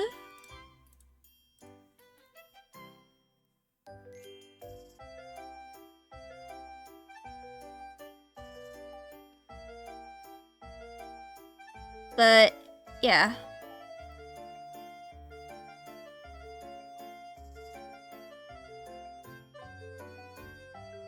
Essentially, it's kind of just so that I know how to proportionally make her.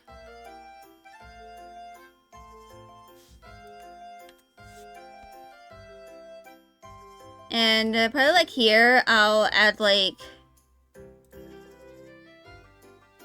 kind of a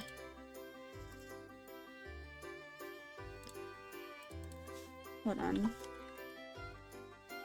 Turn around, and that's gonna go on top. And I'm going to add some stuff over here that,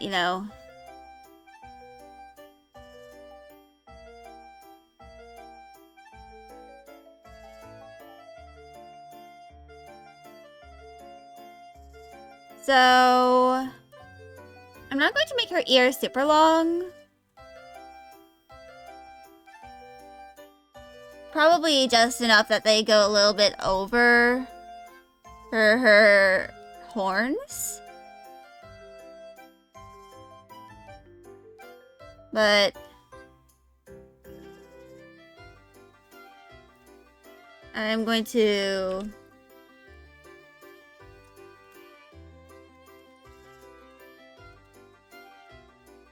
make this head the profile. Rotate it so that it, you know,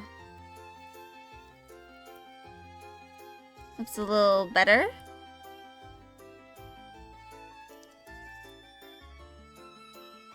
And yeah.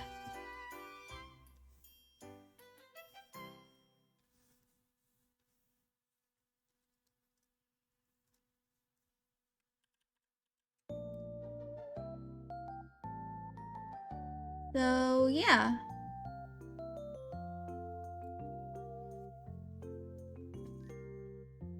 And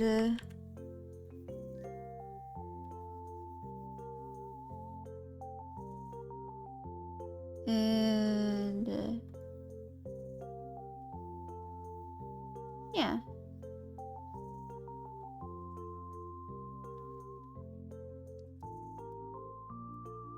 I'm of course going to give her a somewhat rounded off jaw.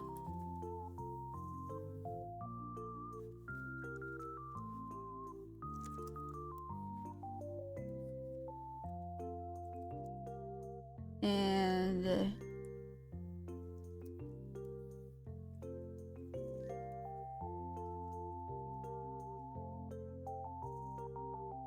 I'm not fully sure how I'm going to, you know, do her.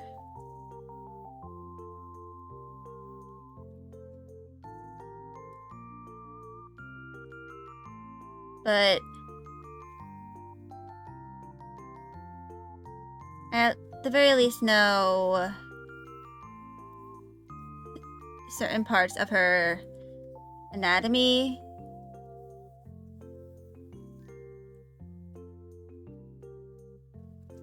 And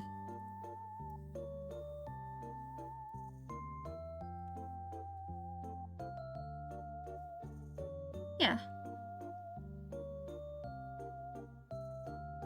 Eventually I am going to make more of these reference sheets.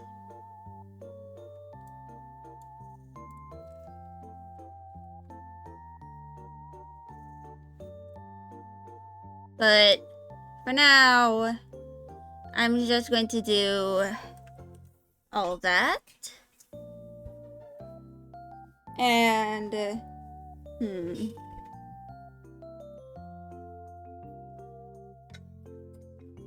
I actually might make a concept in Vroid Studio where I can, you know, figure out where everything can be placed proportionally. You know, like from her markings to other things. I'll probably like I probably won't give her hair on the Vroid model, just little like symmetrical placements. Hello, not a butt. How are you? Hi, down, Yabu. Like, yeah. So I finally finished my reactive. At least I think I have. I just need to configure all the folders in a way that I can, you know, create the two parts of the reactive.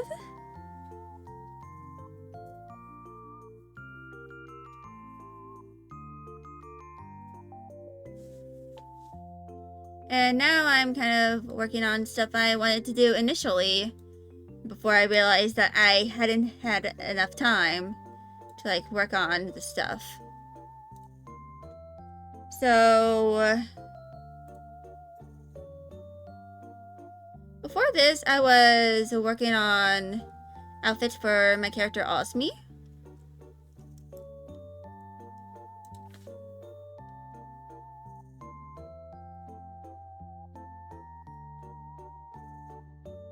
And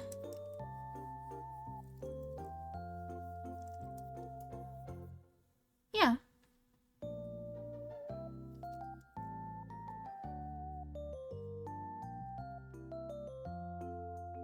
So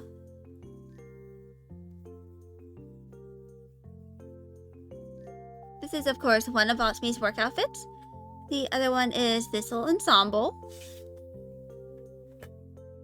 And I gave her longer shorts instead of booty shorts, because booty shorts are not professional when it comes to office work.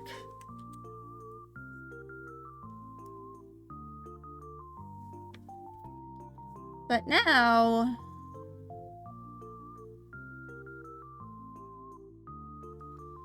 I'm going to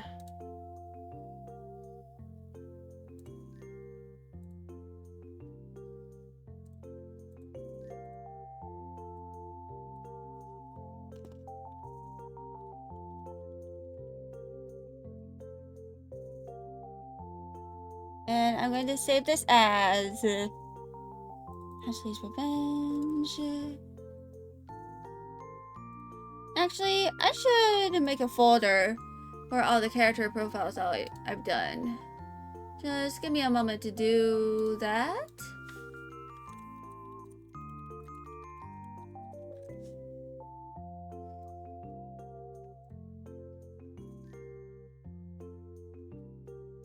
This is definitely going to fuck a bit with my Clip Studio Paint, but whatever. Are there any more character profiles that I have to do? Or that I have to place?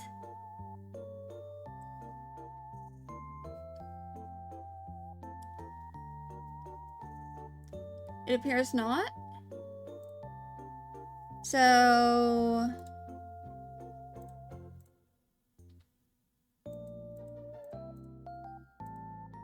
I'm going to save this as Hatchley's Revenge character profiles. The sculptor.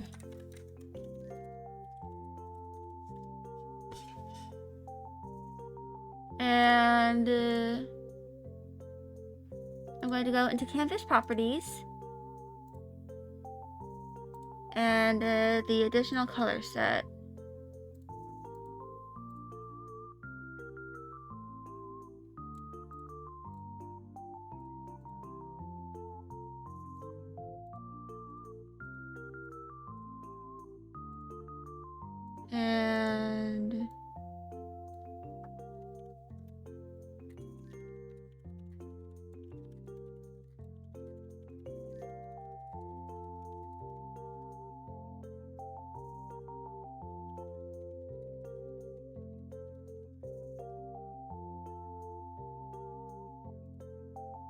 And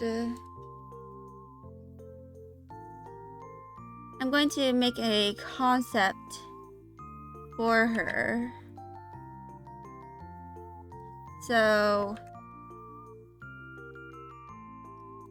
I have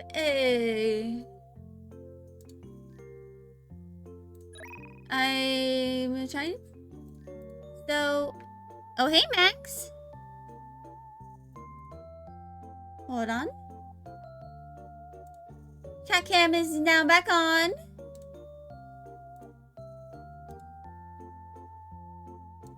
But for the sculptor, I plan on making her attire based off of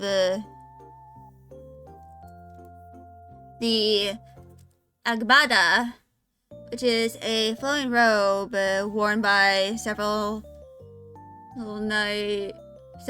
West African tribes. And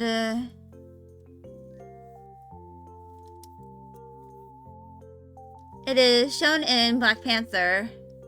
I actually found this kind of thread of Twitter screenshots on Pinterest explaining all of the African influences in, you know, Black Panther. And one of the characters wears an agbada. And it's traditionally male attire.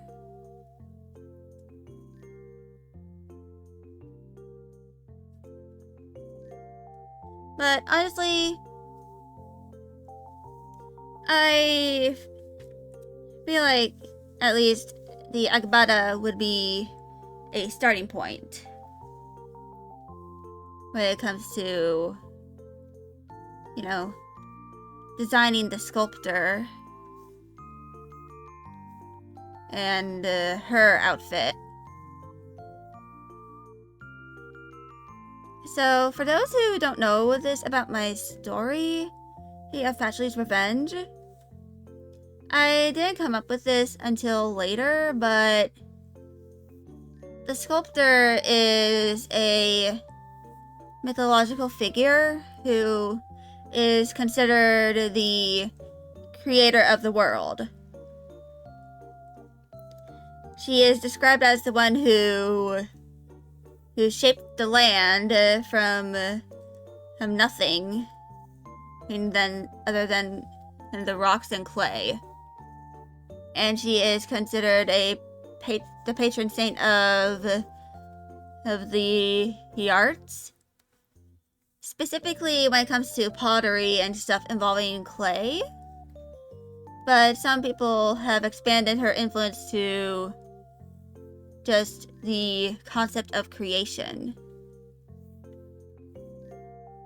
But she honestly doesn't really mind.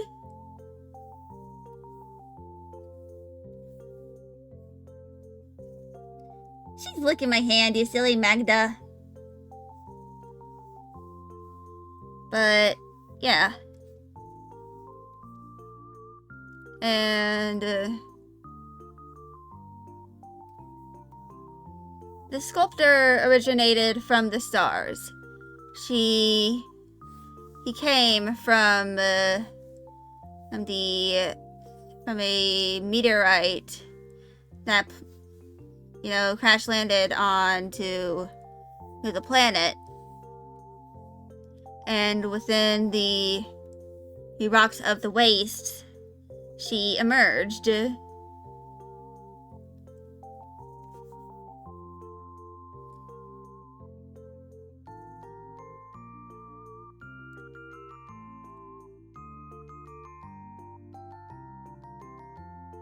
And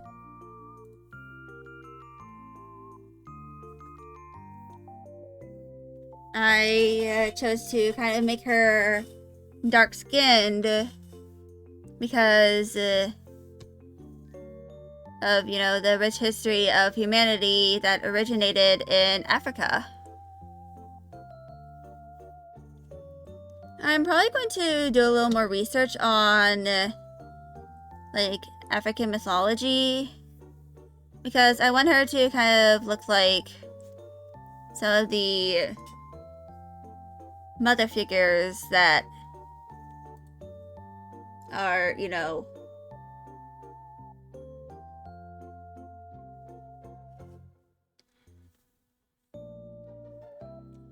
in certain myths.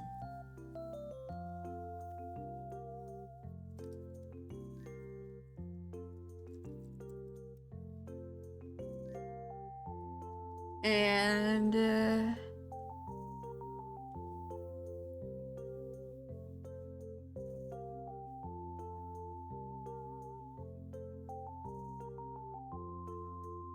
yeah.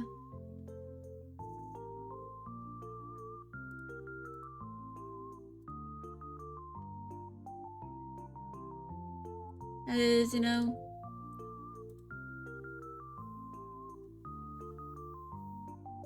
what she, you know, kind of looks like.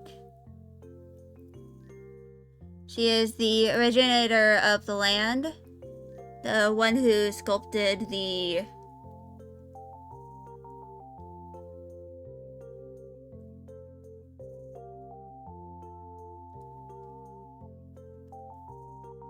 She is kind of like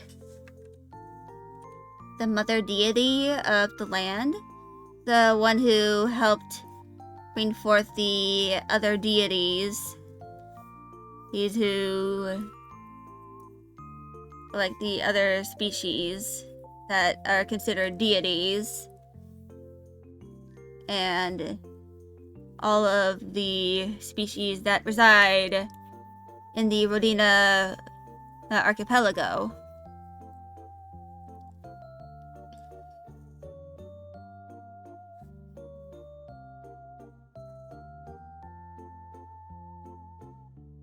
But yeah.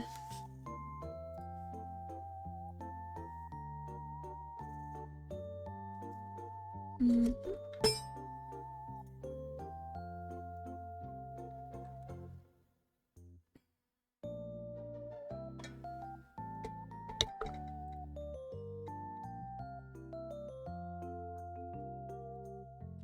So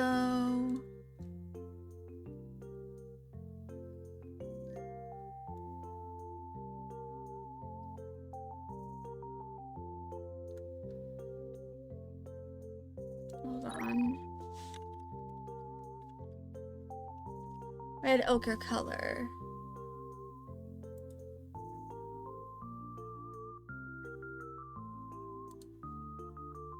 So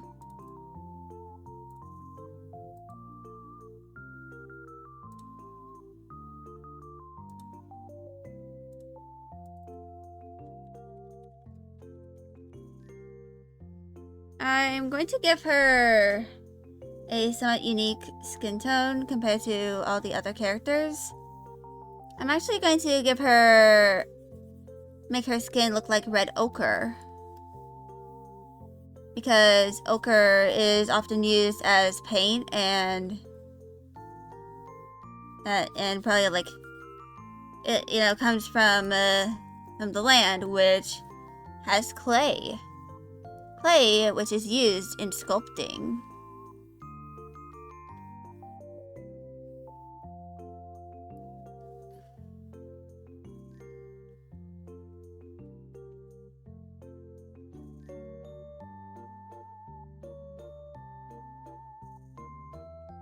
I'm going to give her pointed ears as well.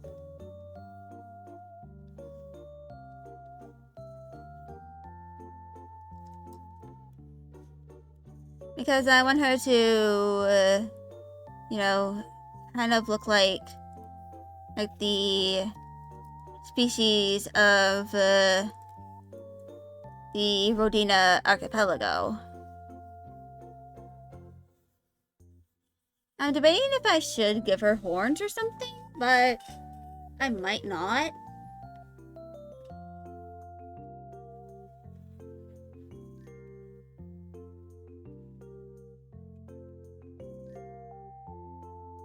But one thing that is, unknown about her is what happened to her after, she created the other species of the world.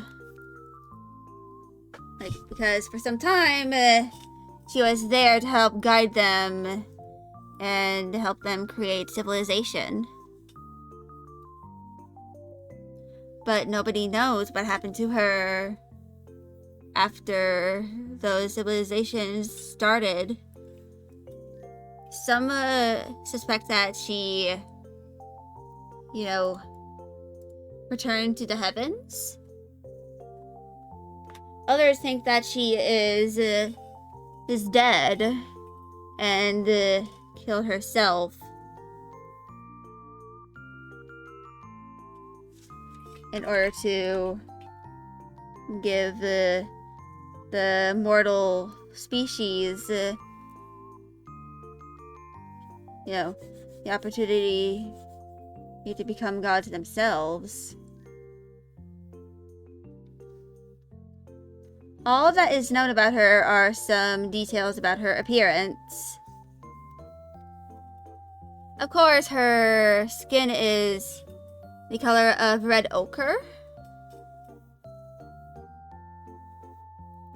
And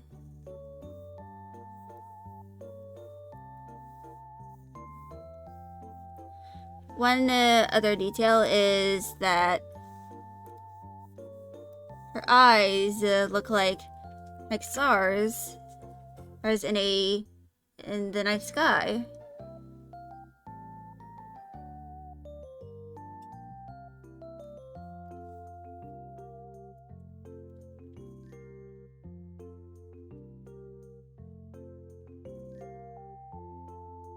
So I'm going to actually use my phone as kind of like a way to gather this reference. So without light pollution.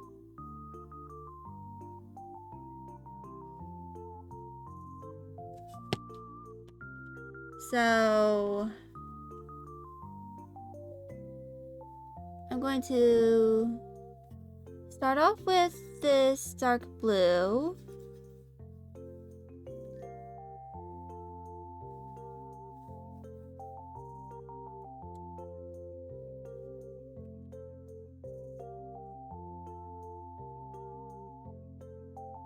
Let's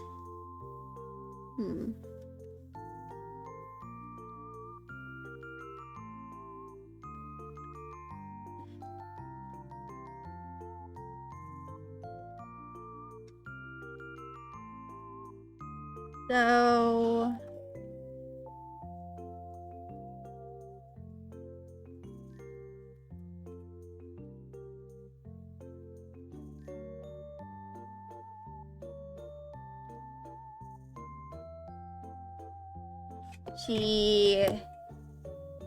her eyes are meant to look like what you see in the night.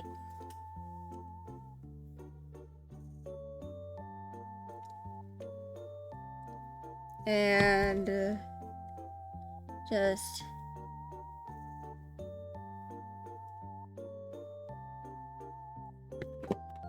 and my phone dropped. Whoop-de-doo. As I was trying to use it as reference.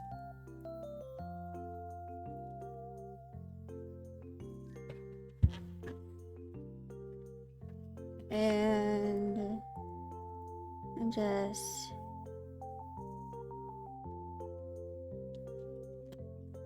going to continue developing what her eyes kind of look like.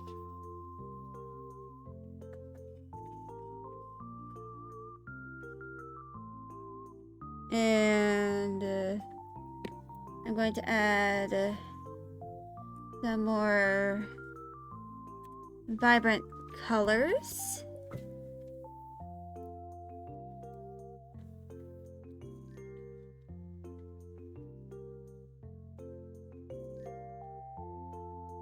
Like purples and pinks.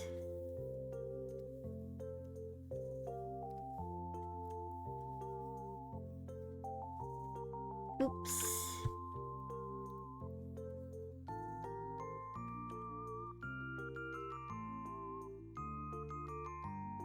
And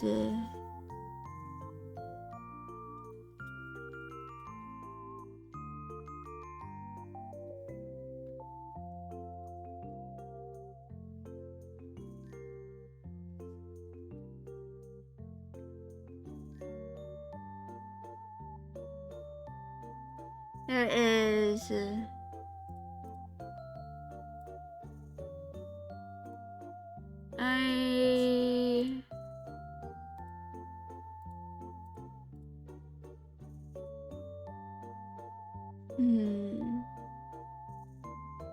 I'm going to have to scroll a bit before I find it.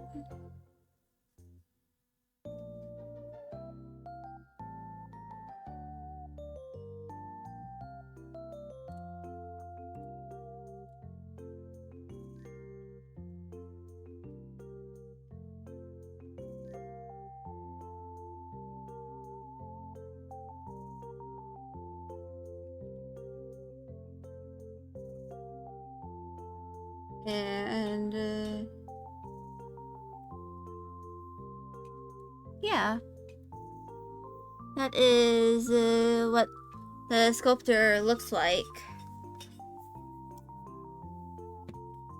I know it's not the best. I know I could do a lot better if I fully knew what I was doing, but I do not. I don't know what I'm really doing whatsoever.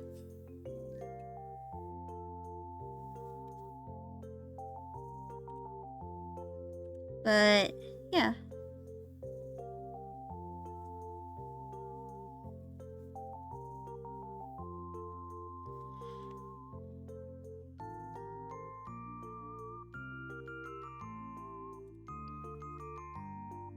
And of course, I'm probably going to use this, like, dark blue color as her hair.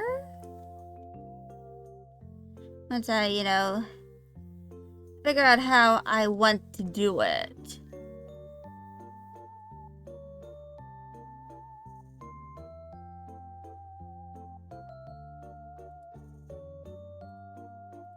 But yeah.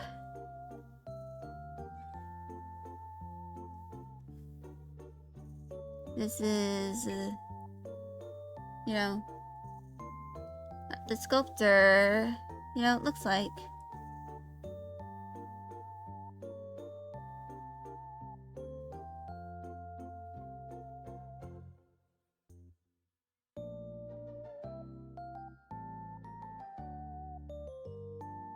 Hold on. 4.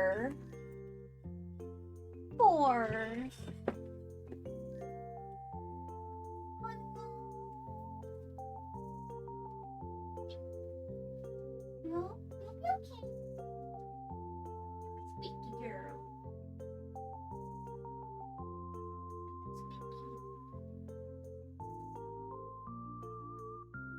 Squeaky is the baby.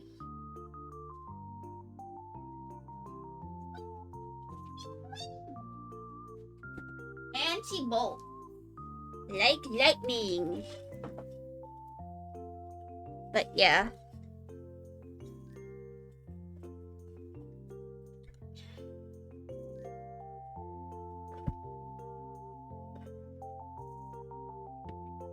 But yeah. The sculptor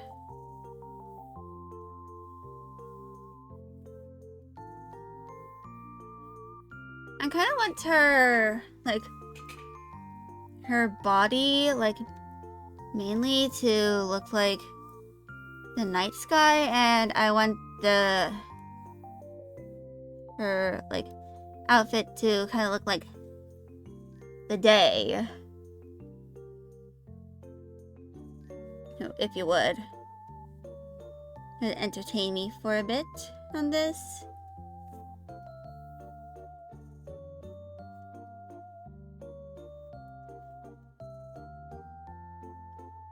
I'm not sure if I'll do like any specific pattern, but if I do go for any of the sculptor's outfits, I'm probably going to try and do some studying on traditional African art.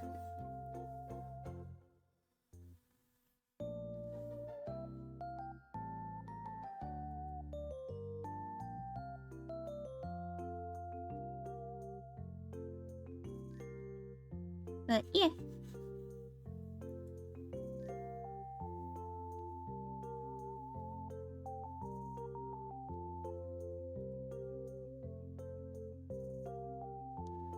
This is what the sculptor looks like.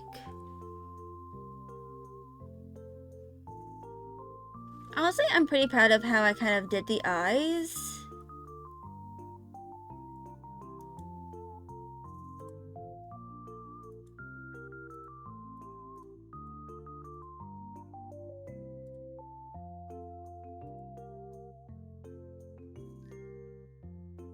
So yeah.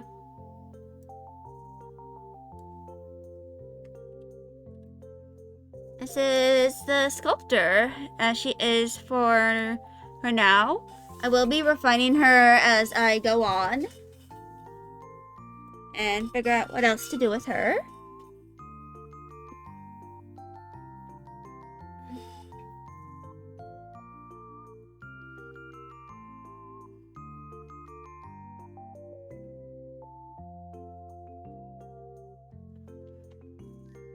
But yeah.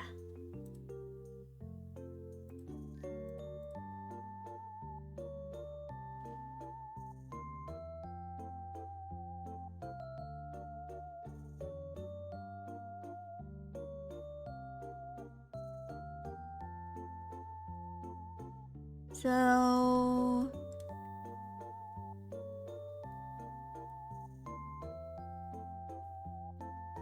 let us see.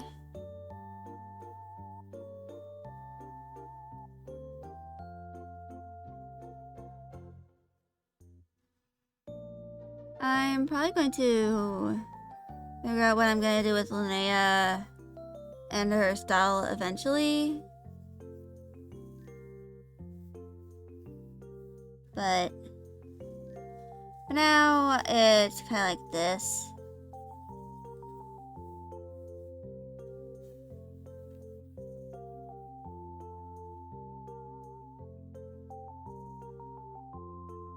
You know, I kind of gave her like cornrows, like kind of like braids.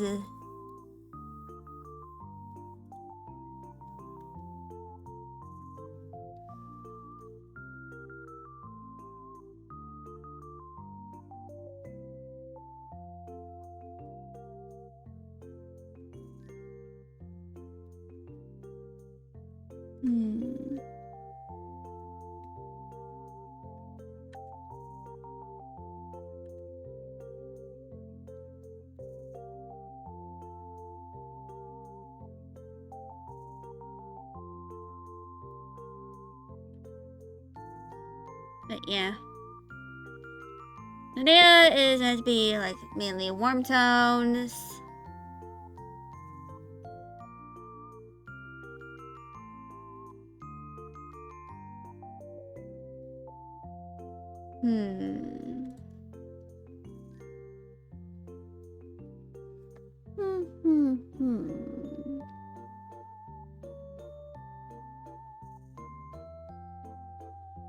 But there will be hints that she is something else in the colors. That she is something greater than he tells that everyone that she is.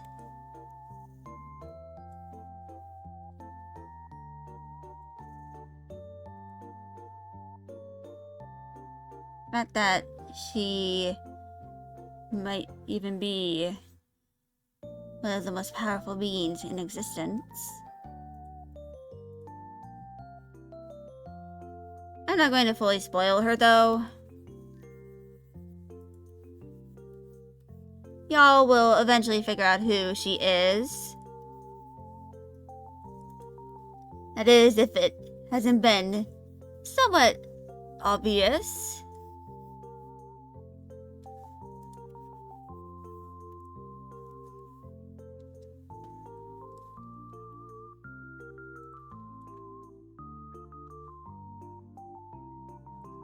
But yeah.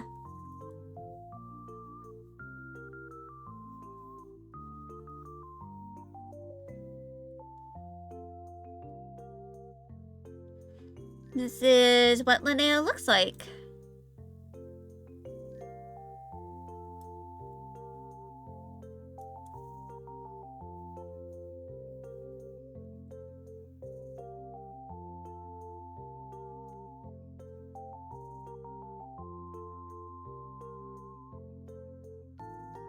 And I probably should have gone and found more outfit inspiration.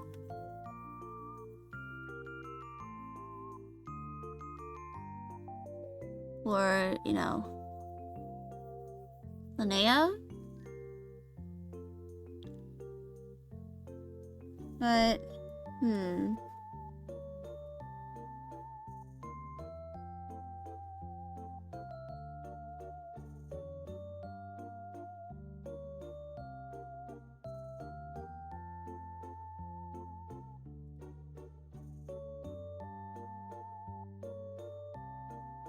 just not fully sure as to what I'm gonna do for some of the design decisions.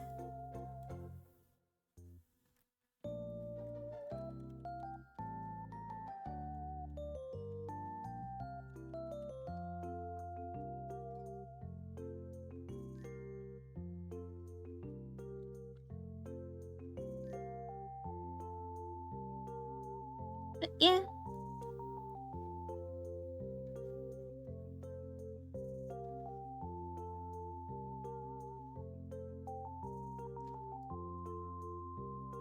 Is, you know,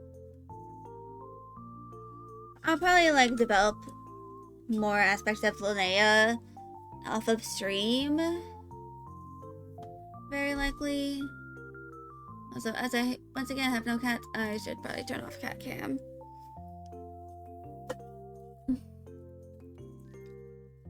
And move the things that are here somewhere else.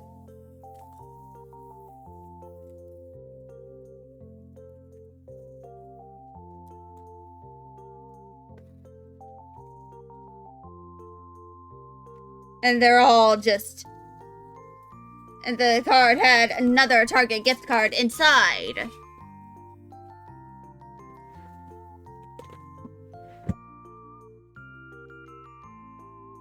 And I haven't even been to Target in a long time.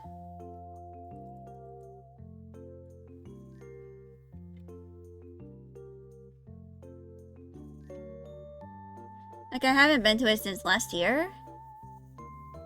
Like, sometime last year. It was the last time I went to Target. But yeah.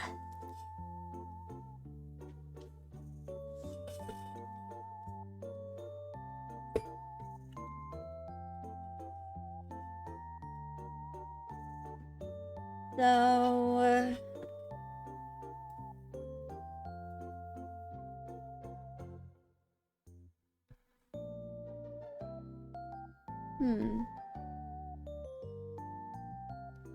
So... I'm gonna... Wait, no, that's a snipping tool.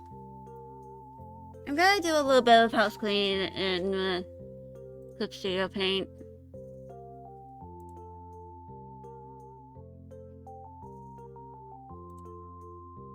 Because I, of course, moved files.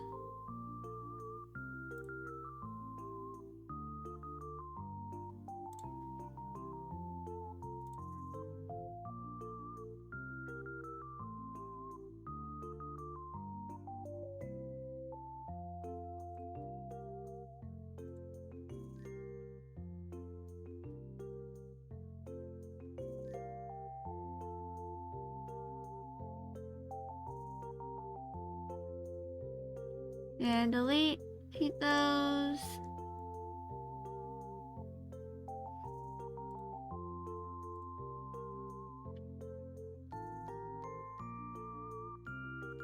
Now I'm going to go to Fennel. Go over here.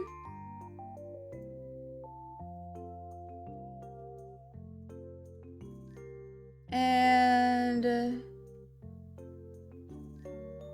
I think I'm going to add some of the color palettes to here.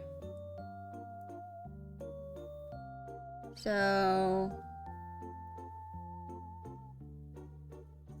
replace the color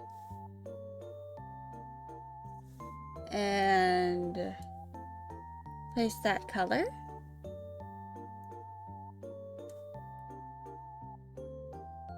So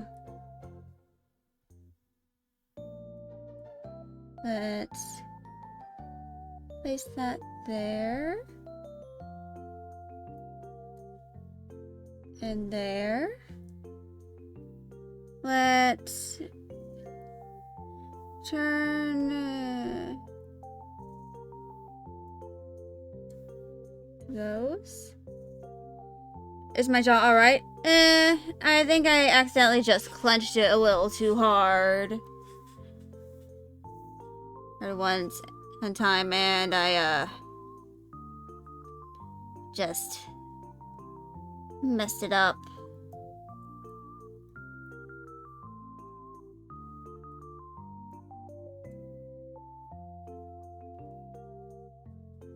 So, I don't think I messed it up too badly. You gave someone a bit of a too good job the time. Nope, as far as I know, I am still maidenless. So I'm going to change.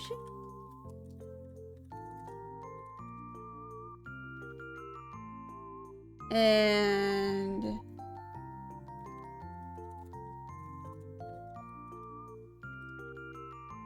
it's actually a little more stupid. As far as I know.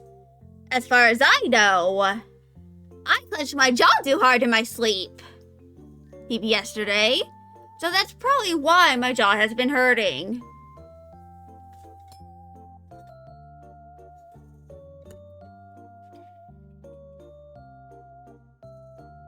So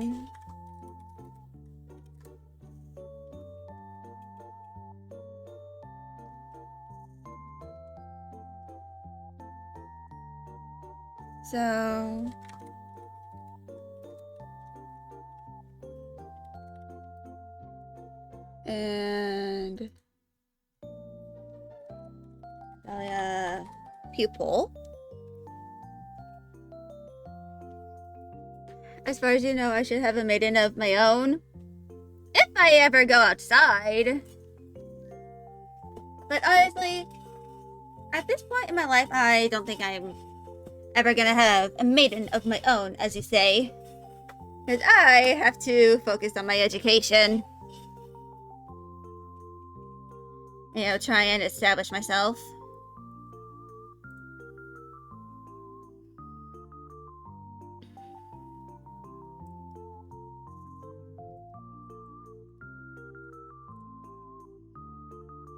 Fair enough, yeah. So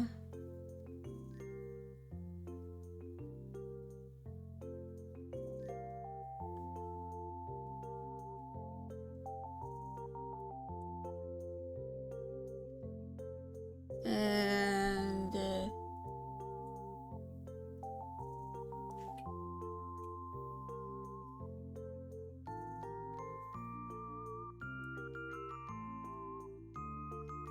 here we go.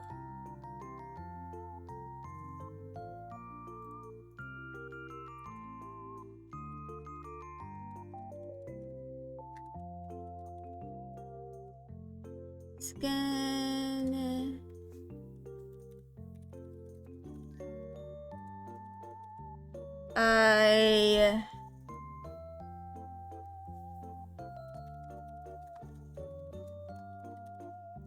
Hair and scar color.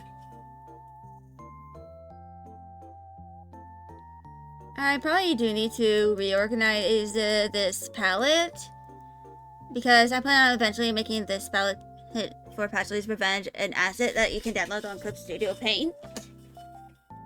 But I, of course, need to get all the colors. Here's there first. And I plan on kind of organizing them kind of like based off of character. So the first two rows are Patchouli, then Dahlia. I'm not sure who I'm gonna do here, but this is Fennel.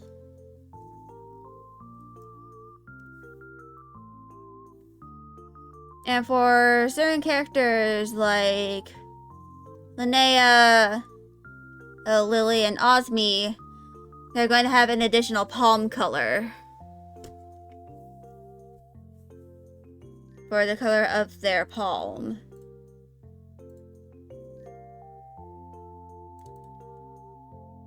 But of course, when it comes to Patchouli, I Still need to kind of figure out what I'm going to do for her skin tone.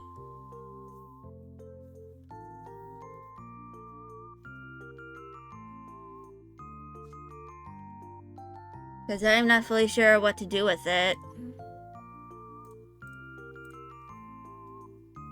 I probably have some kind of reference for skin tones.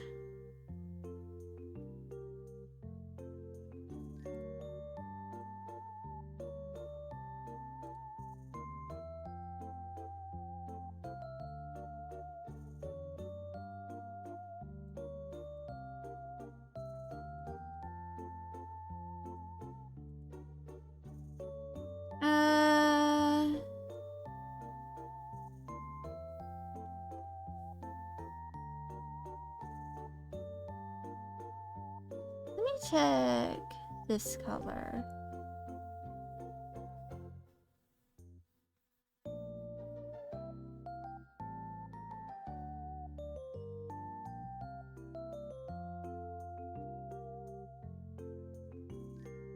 Let's see if this would work.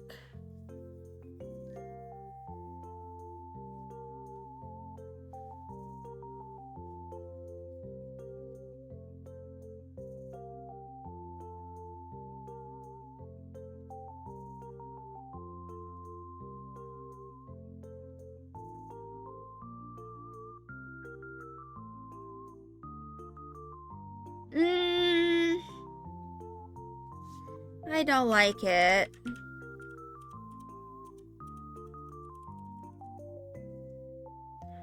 Wait, don't I have the flesh cubes?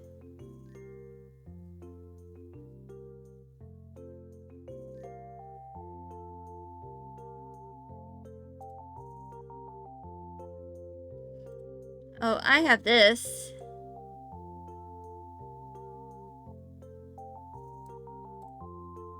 So it's a little pink.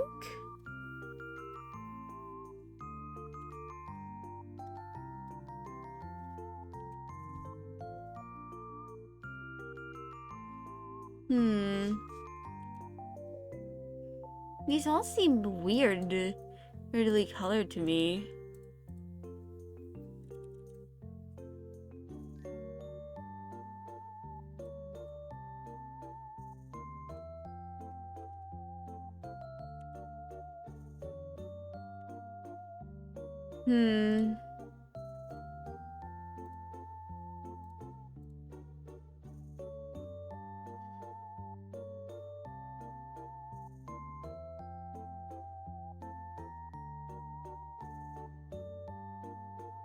Aren't they somewhere in here that I...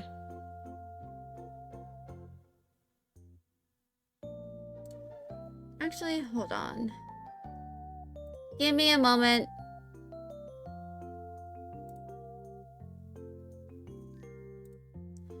Gonna go acquire references.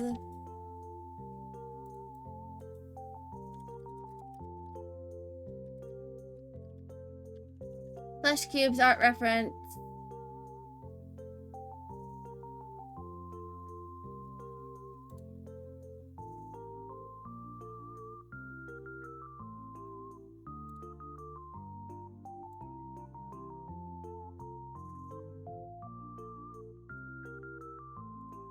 Oh, there's an expanded version. Hold on.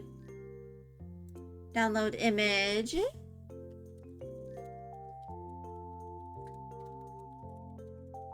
Flesh cubes expanded.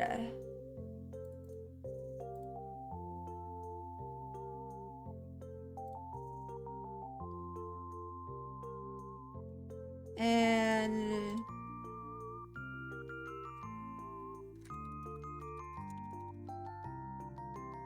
I found another one that is like a very artifacted JPEG, but it's probably gonna be I honestly don't care. So that is one of them. Now, where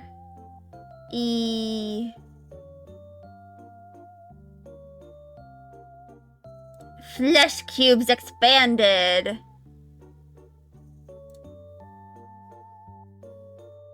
And these are by Popsicle.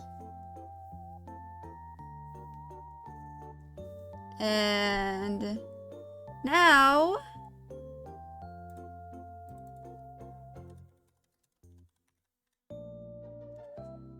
so I'm going to merge that in.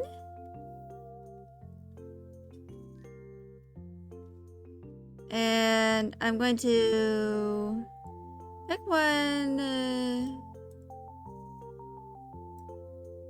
The artifacting is just abysmal, but literally anything at this rate can do. But I'm going to start off with this, which is a little too dark for Linnea.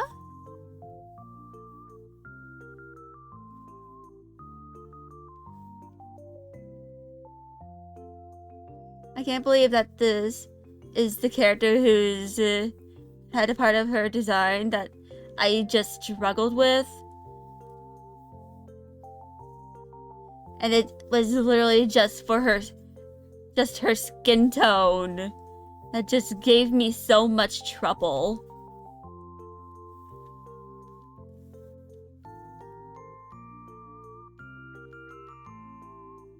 I just can't believe it.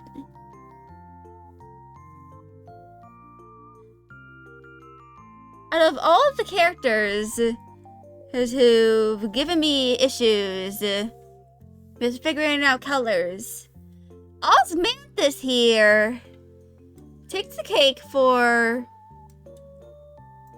the character who I've had to constantly figure out what color to make her.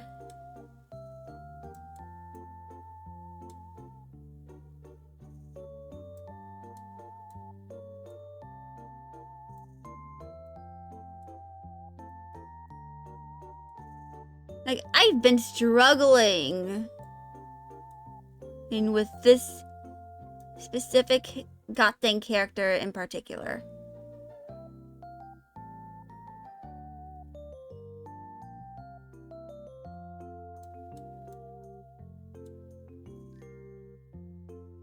Like, this is an issue mostly just with her.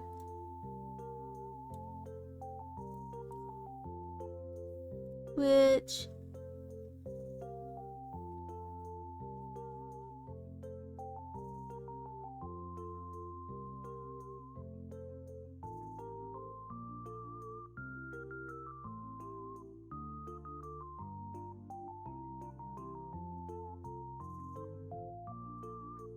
like, I can't believe that out of all my OCs so far for this story, it was Osmi who gave me the most trouble when it comes to figuring out certain aspects of her design. I think this looks decent for now. I'm gonna try and find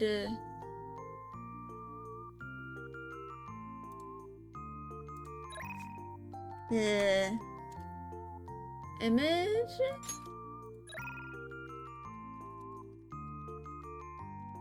Image search.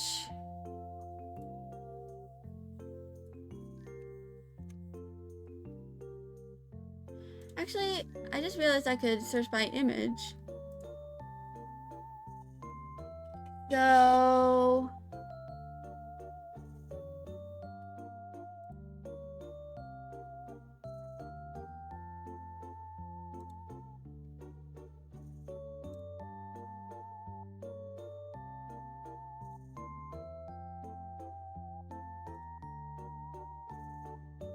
So...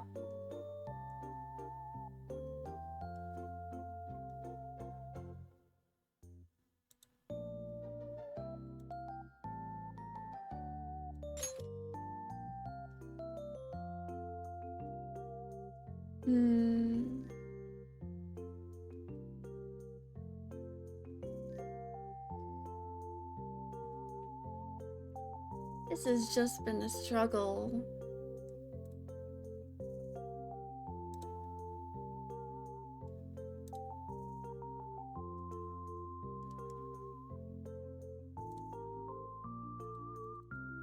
This is artifacted to hell?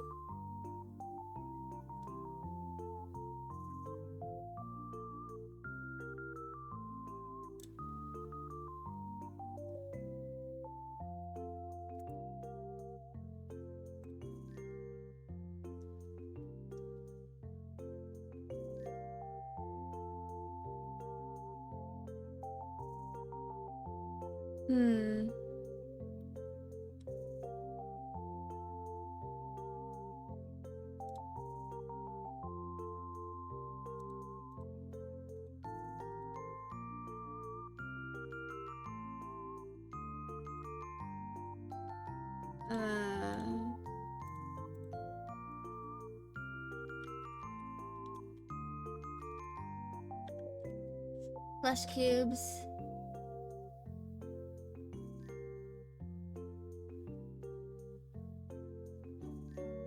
Oh, I just realized I was using the shade.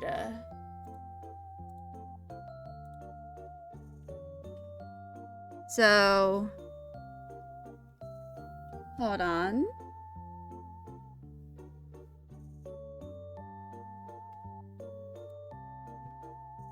So, this is a way better.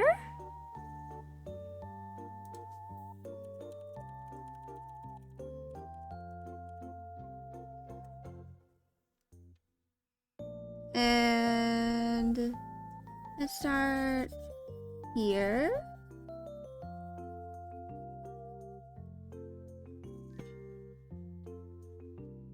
All right. So, for now I'm just trying to whittle down colors. Actually, yeah, this one.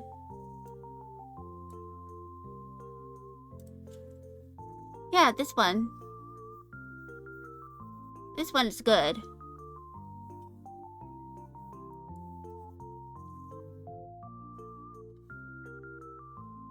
So, let's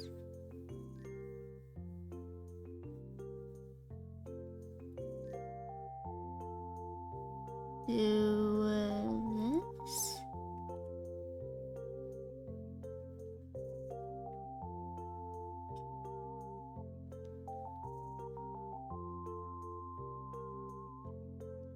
And let's do this as well.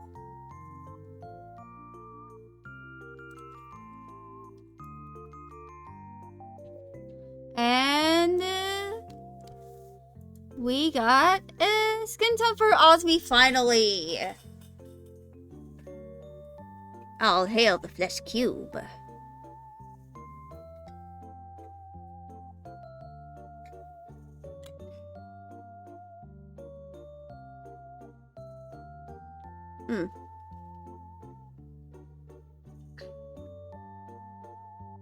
Now,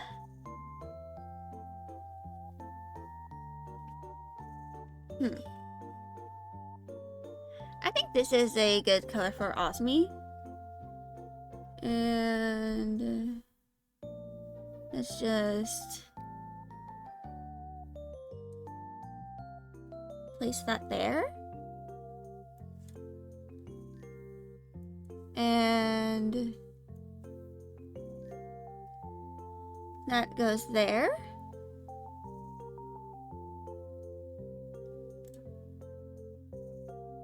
But now, the hell that is Osmi and her color palette for her skin tone is over. Unless I try to do it again, which is going to be even more hell. But yeah. I probably need to... So... I'm not really satisfied with this like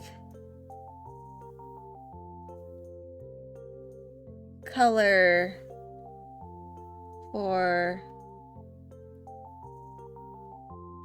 you know, fennel.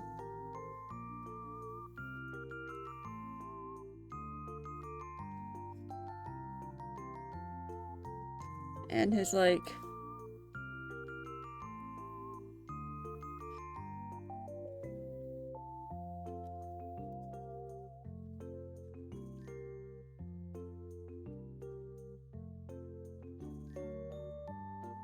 so yeah, that looks better.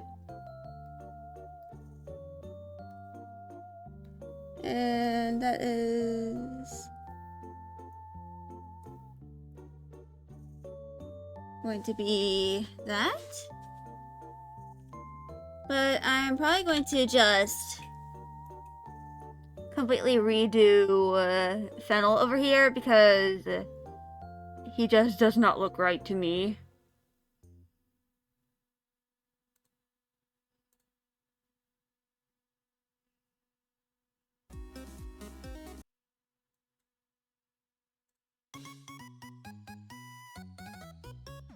But yeah.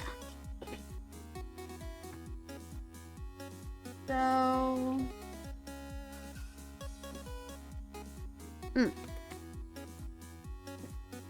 of course, I might change some colors here and there.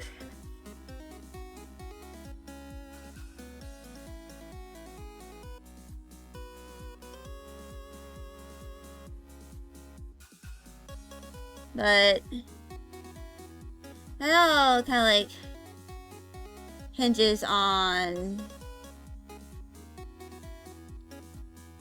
what like I might be able to kind of do.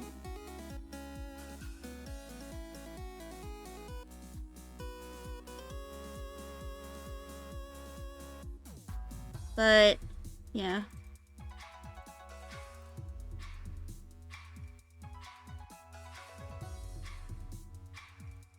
So I'm going to do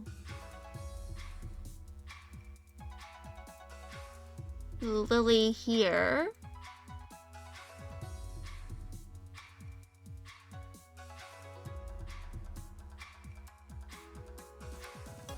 And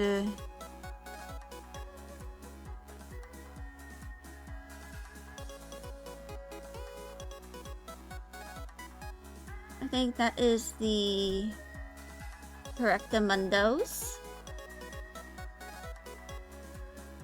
And skin color, skin line, and lip color.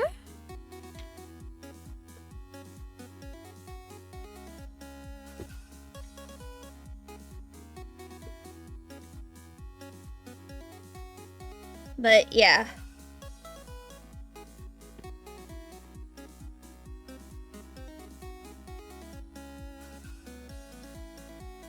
So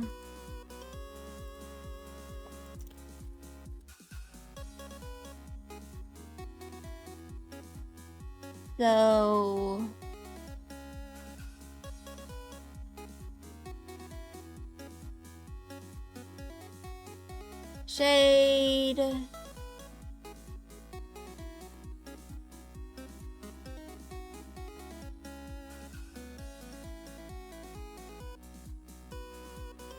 and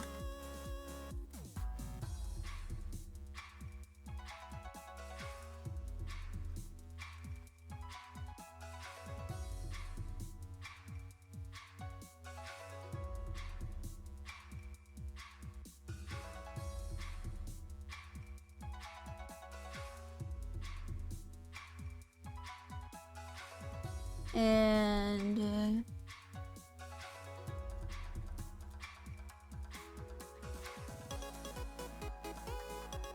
and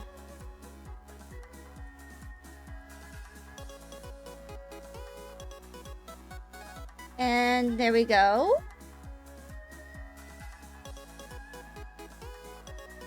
So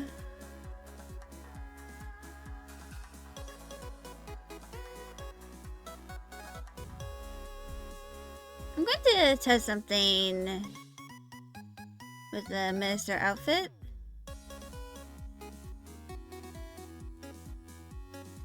So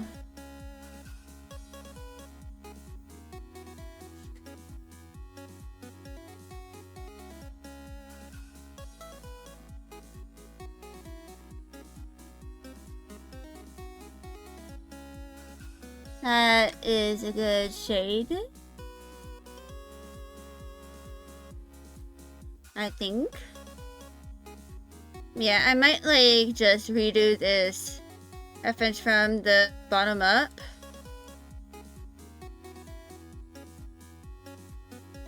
But I like how organized I've kind of made this.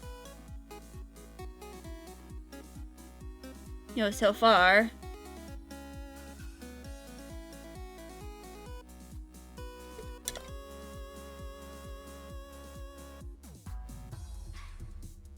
And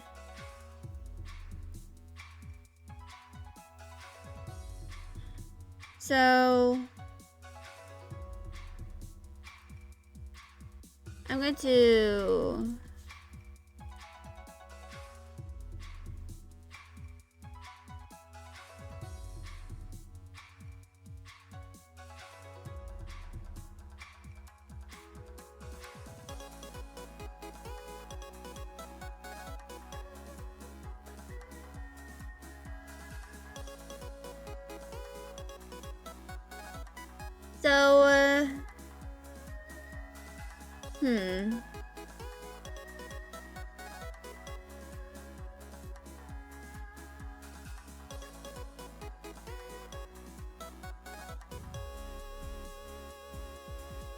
I think I'm going to make a new document.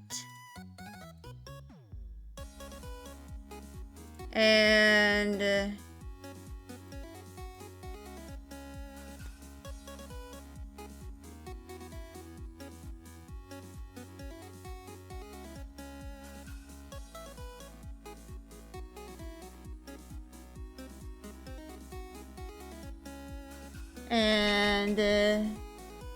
then I am going to move this over.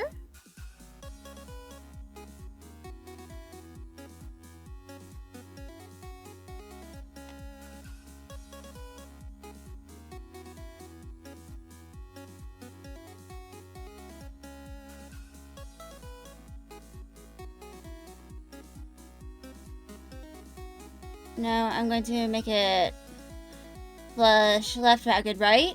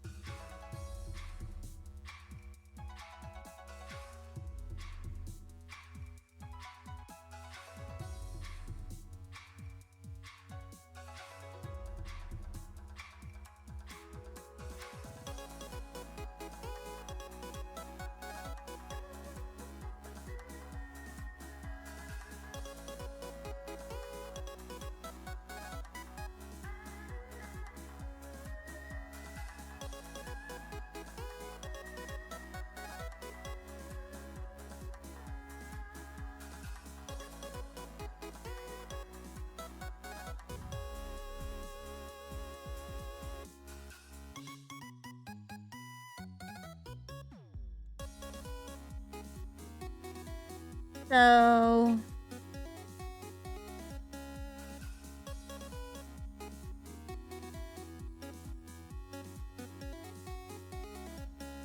I'm going to make this a little smaller. And I'm going to grab the outfits and the redesign for Fennel.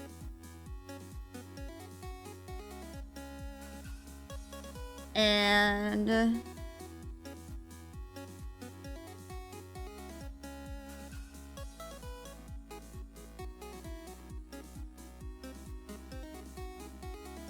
I'm going to just kind of look like a mannequin.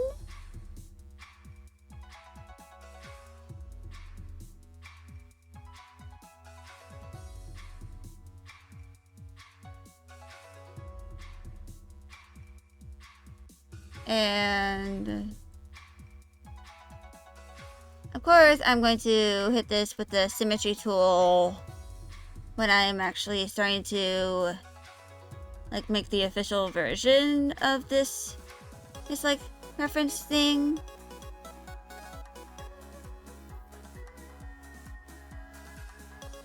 But for now, it's just this.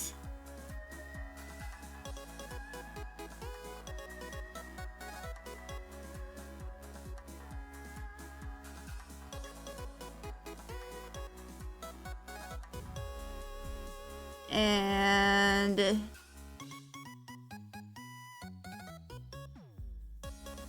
there we go.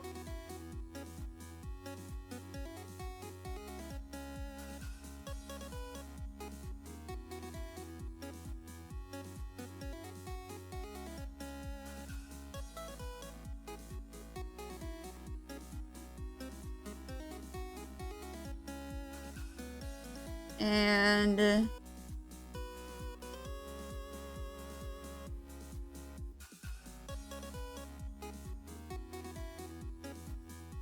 there is, of course,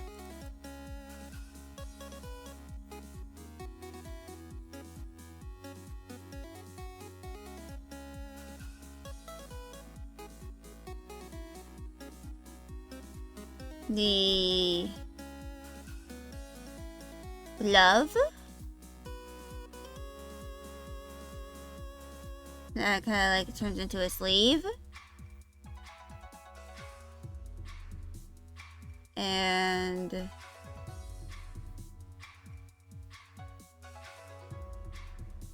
so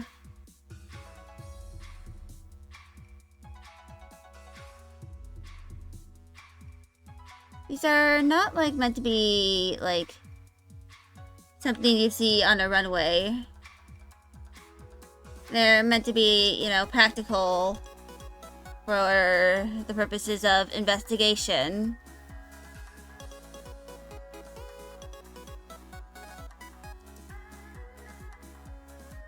So the sleeves are not super loose, but not super tight.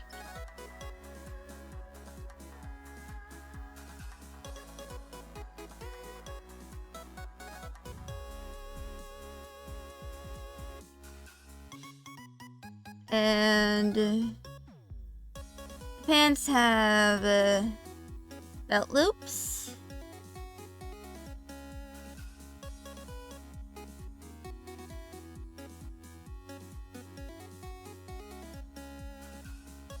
And they have pockets, like pretty deep ones. And then they also have extra pockets.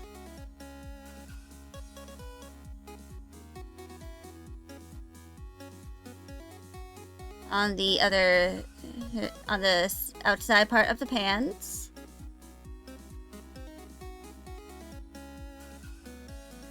And they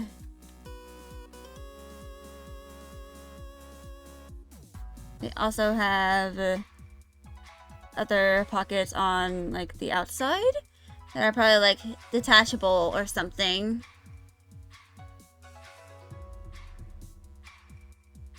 But you can hang a tool belt from the loops of the pants. But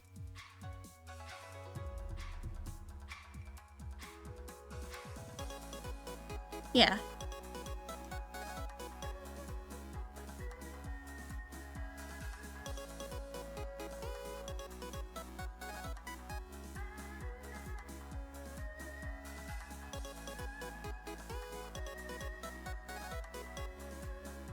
I'll probably have to look up what, like,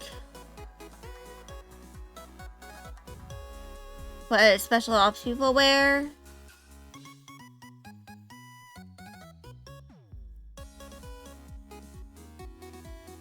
So I'm going to save this.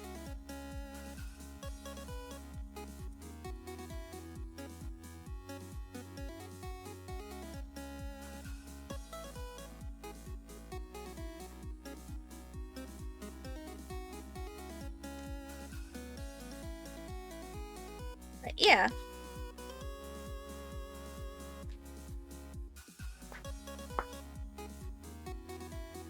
And tomorrow will be Fields of Berseria. Wait, no, not Fields of Berseria. Tales of Berseria. I keep mixing it up with Fields of Mystria. I don't know why.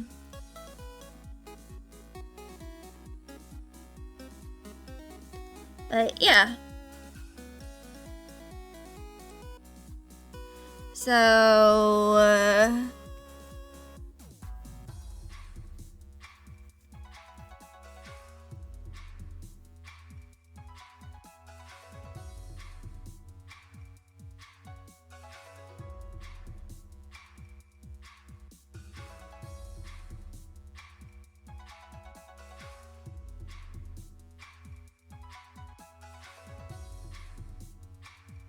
Of course, the sleeve pocket is probably for, like, extra stuff.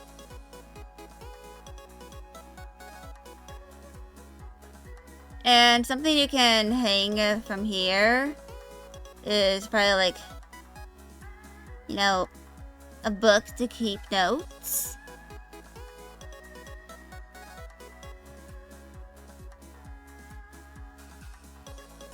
But, yeah. What happened to my jaw? I clenched it too hard and it irritated my TMJ muscle.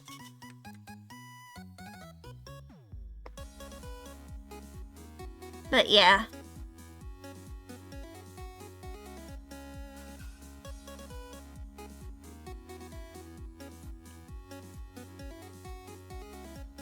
Imaginary partner!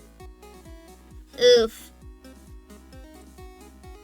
Ironically enough, I wouldn't even do the thing that you're implying that I do because I have a permanent retainer in on my lower jaw, like behind my teeth, so it would be awkward.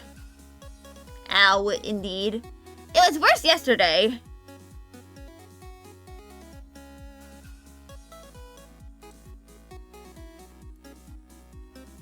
But yeah.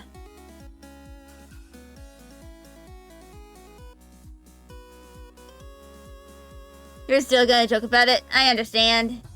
It is a little funny.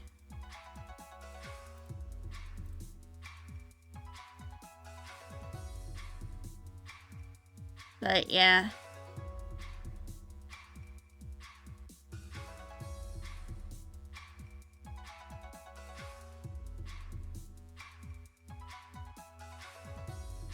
So...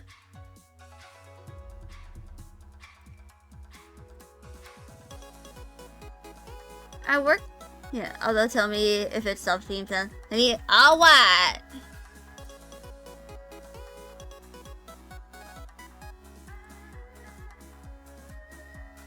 So.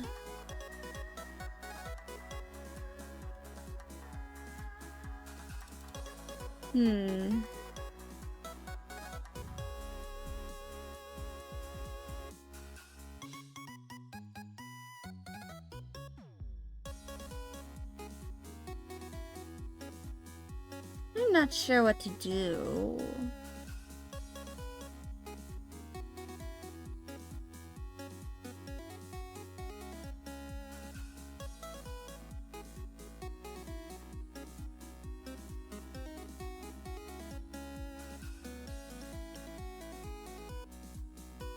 So...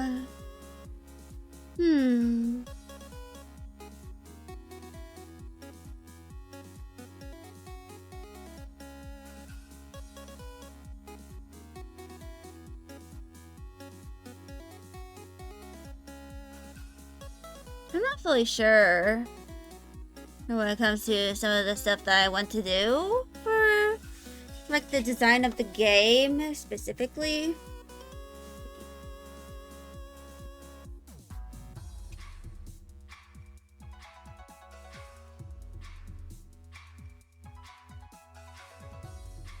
Because I'm getting to a point where I feel like I am close enough in writing the light novel to kind of make a prototype of my game.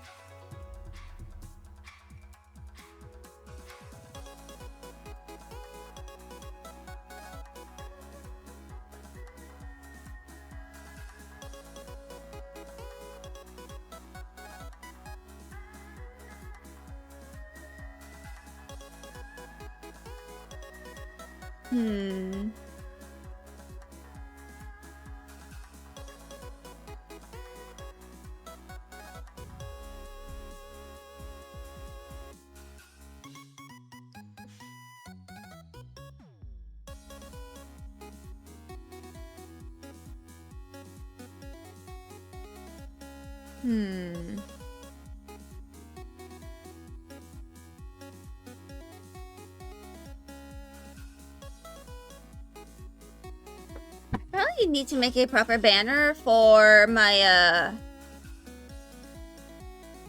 you know, Blue Sky and Vision and stuff.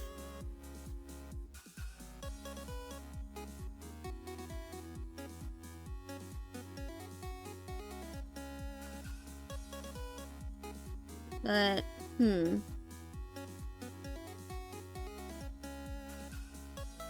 I just realized I have this turnaround of the horns that I can probably like use as reference. I'll probably like make some kind of low poly reference, like low poly model of the horns.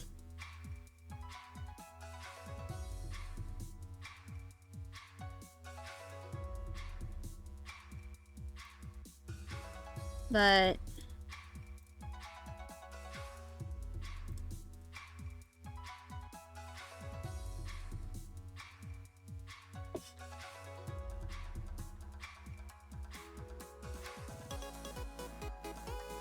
but yes.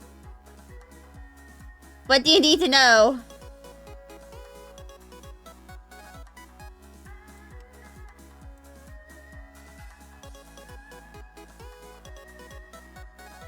What would you like to know?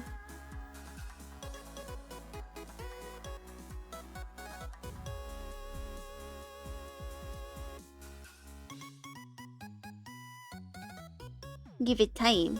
What my current average concurrent viewers is at?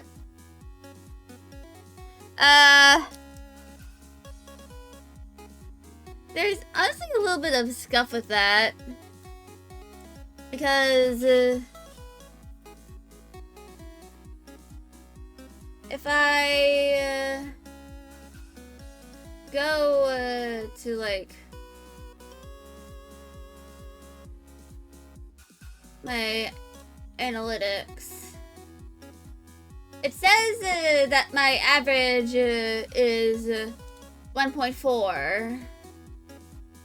However, when I scroll down to my Path to Stone to affiliate,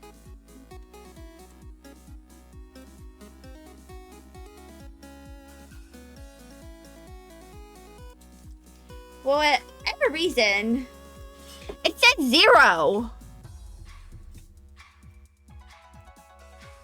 Like, I know I don't have an average of 0 viewers.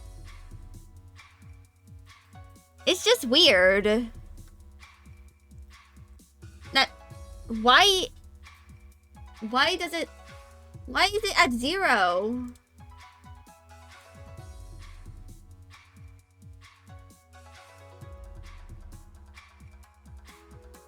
I might need to inform Twitch about this.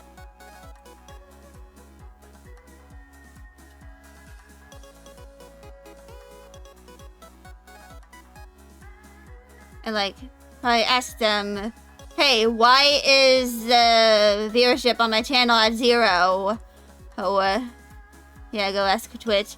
Yeah, unfortunately, I will likely have to use Twitter to do that. Yeah, it should definitely be higher. Yeah.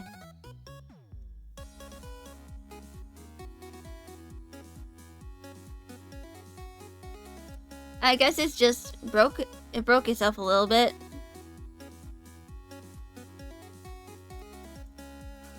But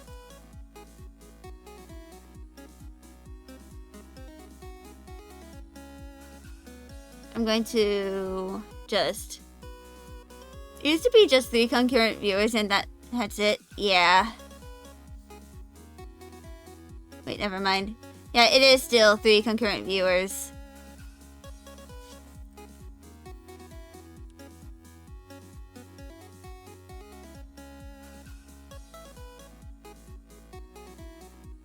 So, figured it out. Yeah. So, I misread it?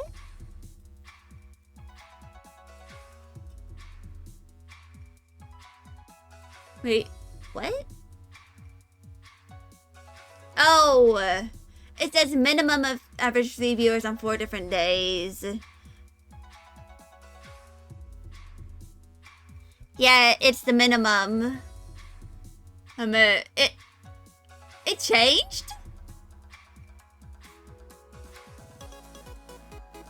That's weird.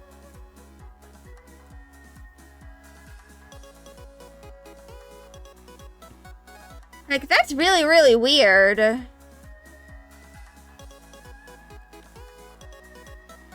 what I said. Yeah, that's like really weird. You hate that it changed? Yeah, me too.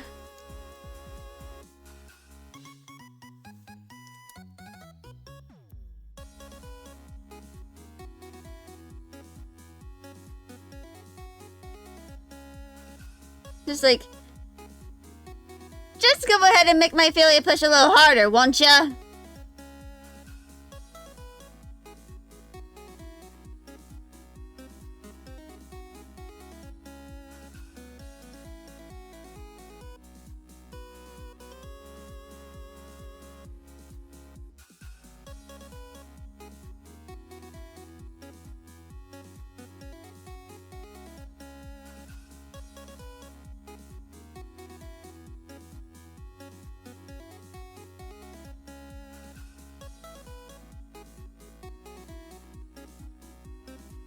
Just like, yikes.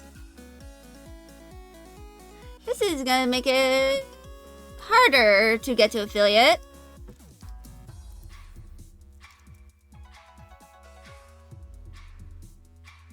Because I, need to have 3 concurrent viewer average for 4 days. And usually there's only like 1 or 2 people.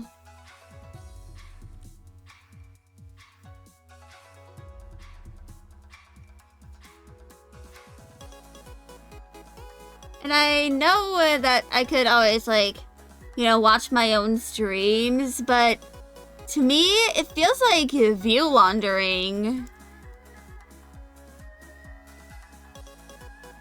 Like, I don't know how to really explain it.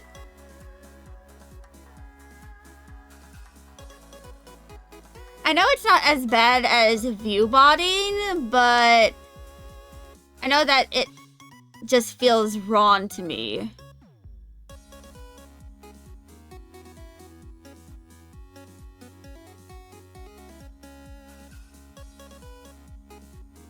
You also might not respond all the time that you're talking to your girlfriend.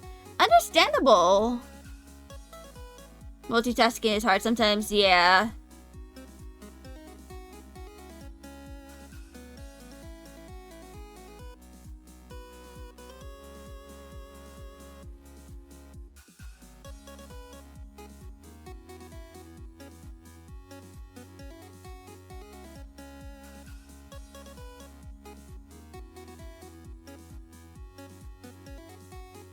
So please teach you how to draw. Well, You need me some skill. Well, the most basic thing is about learning how to draw is you have to figure out the foundations of art, which if you ever had an art class in like high school or something, like if you never went into, if you only started doing that after high school, then you probably don't know, or you weren't really taught about all of the foundations. No, of art.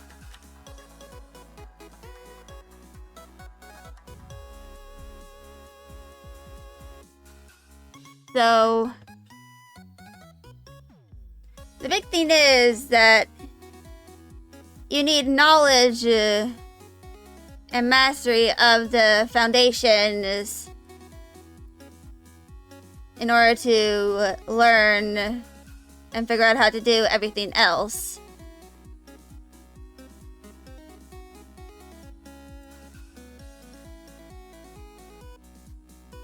Knowledge, yes.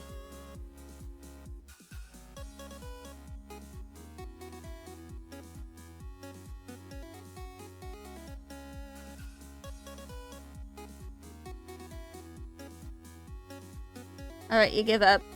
Luckily, some of the stuff is, like, very simple. In fact, it might be stuff you already know. Which... give me a moment.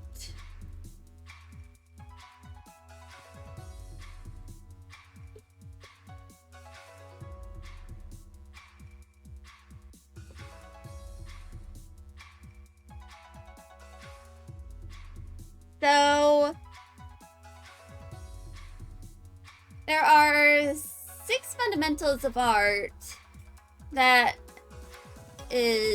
are like, according to one of these things, there are 6 foundations according to them.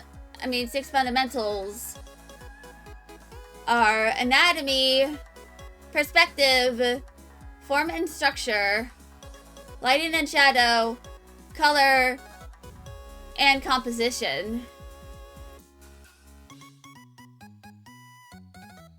But when it comes to the foundations of art, which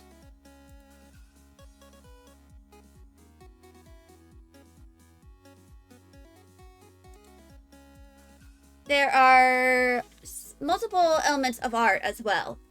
Line, shape, form, space, value, color, and texture.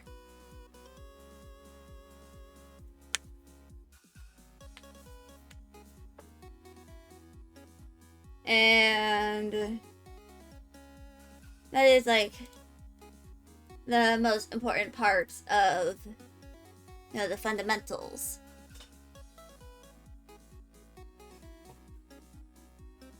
And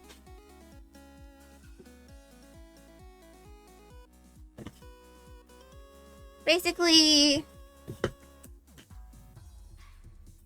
so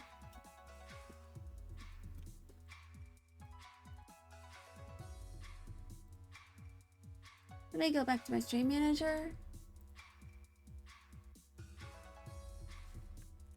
This is a link to an article about some of the fundamentals, which includes form, which helps with defining the things of volume. Like, essentially form is kind of like depth and stuff.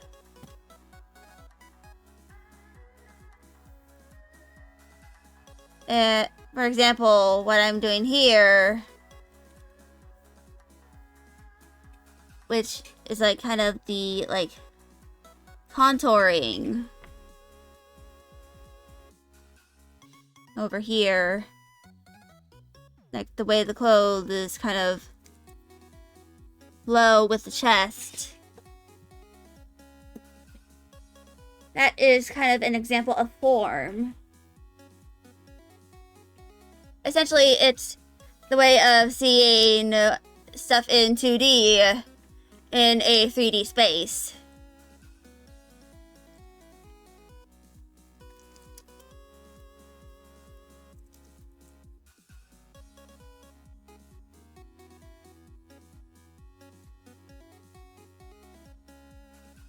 And there's also perspective, which is what you like, you know, stuff from like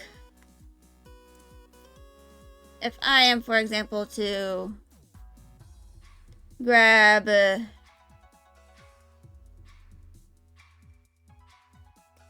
Tidewater Miku. This is an example of perspective with the hands over here. With the way that this hand goes down and this hand goes up to reach at the viewer. Of course, there is anatomy.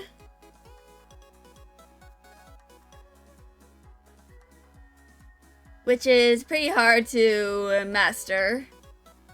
Then there's composition, which is kind of more about the finished thing. And then there is, wait, that's beautiful? Yeah. And then there's value in lighting.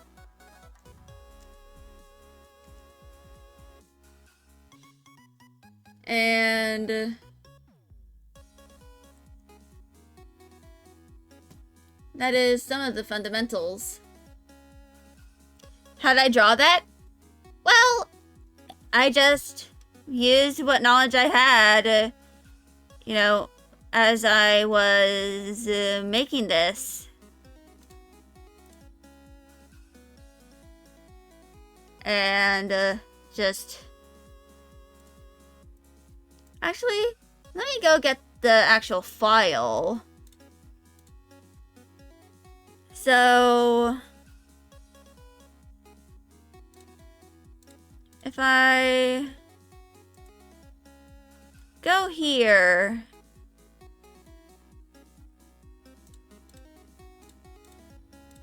for example,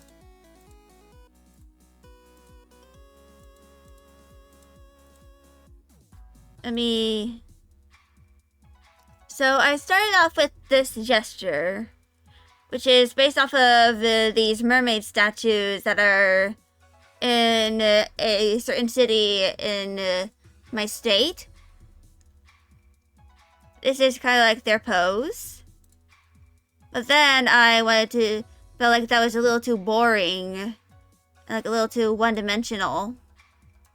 So I ended up going with this, which is a little better, but I felt like it was not enough.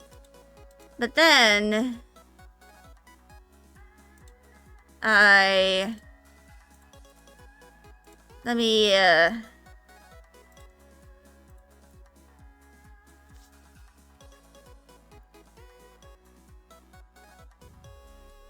make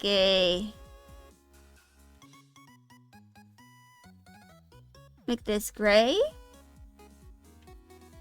But then I kind of figured out what I wanted to do from there. Like, I wanted to add a bit of foreshortening from, you know, here to there. And if you see these little swirlies, that is kind of a way to help you with, you know, perspective and foreshortening. You gotta go. Alright, understandable. Bye. But yeah, a lot of it is about, you know, technique And that is how you end up with Tidewater Virginia Miku. But anyway, that is going to be the end of today's stream, actually. Because we're at the 4-hour mark already. Tomorrow is going to be Fields of Berseria. And yeah.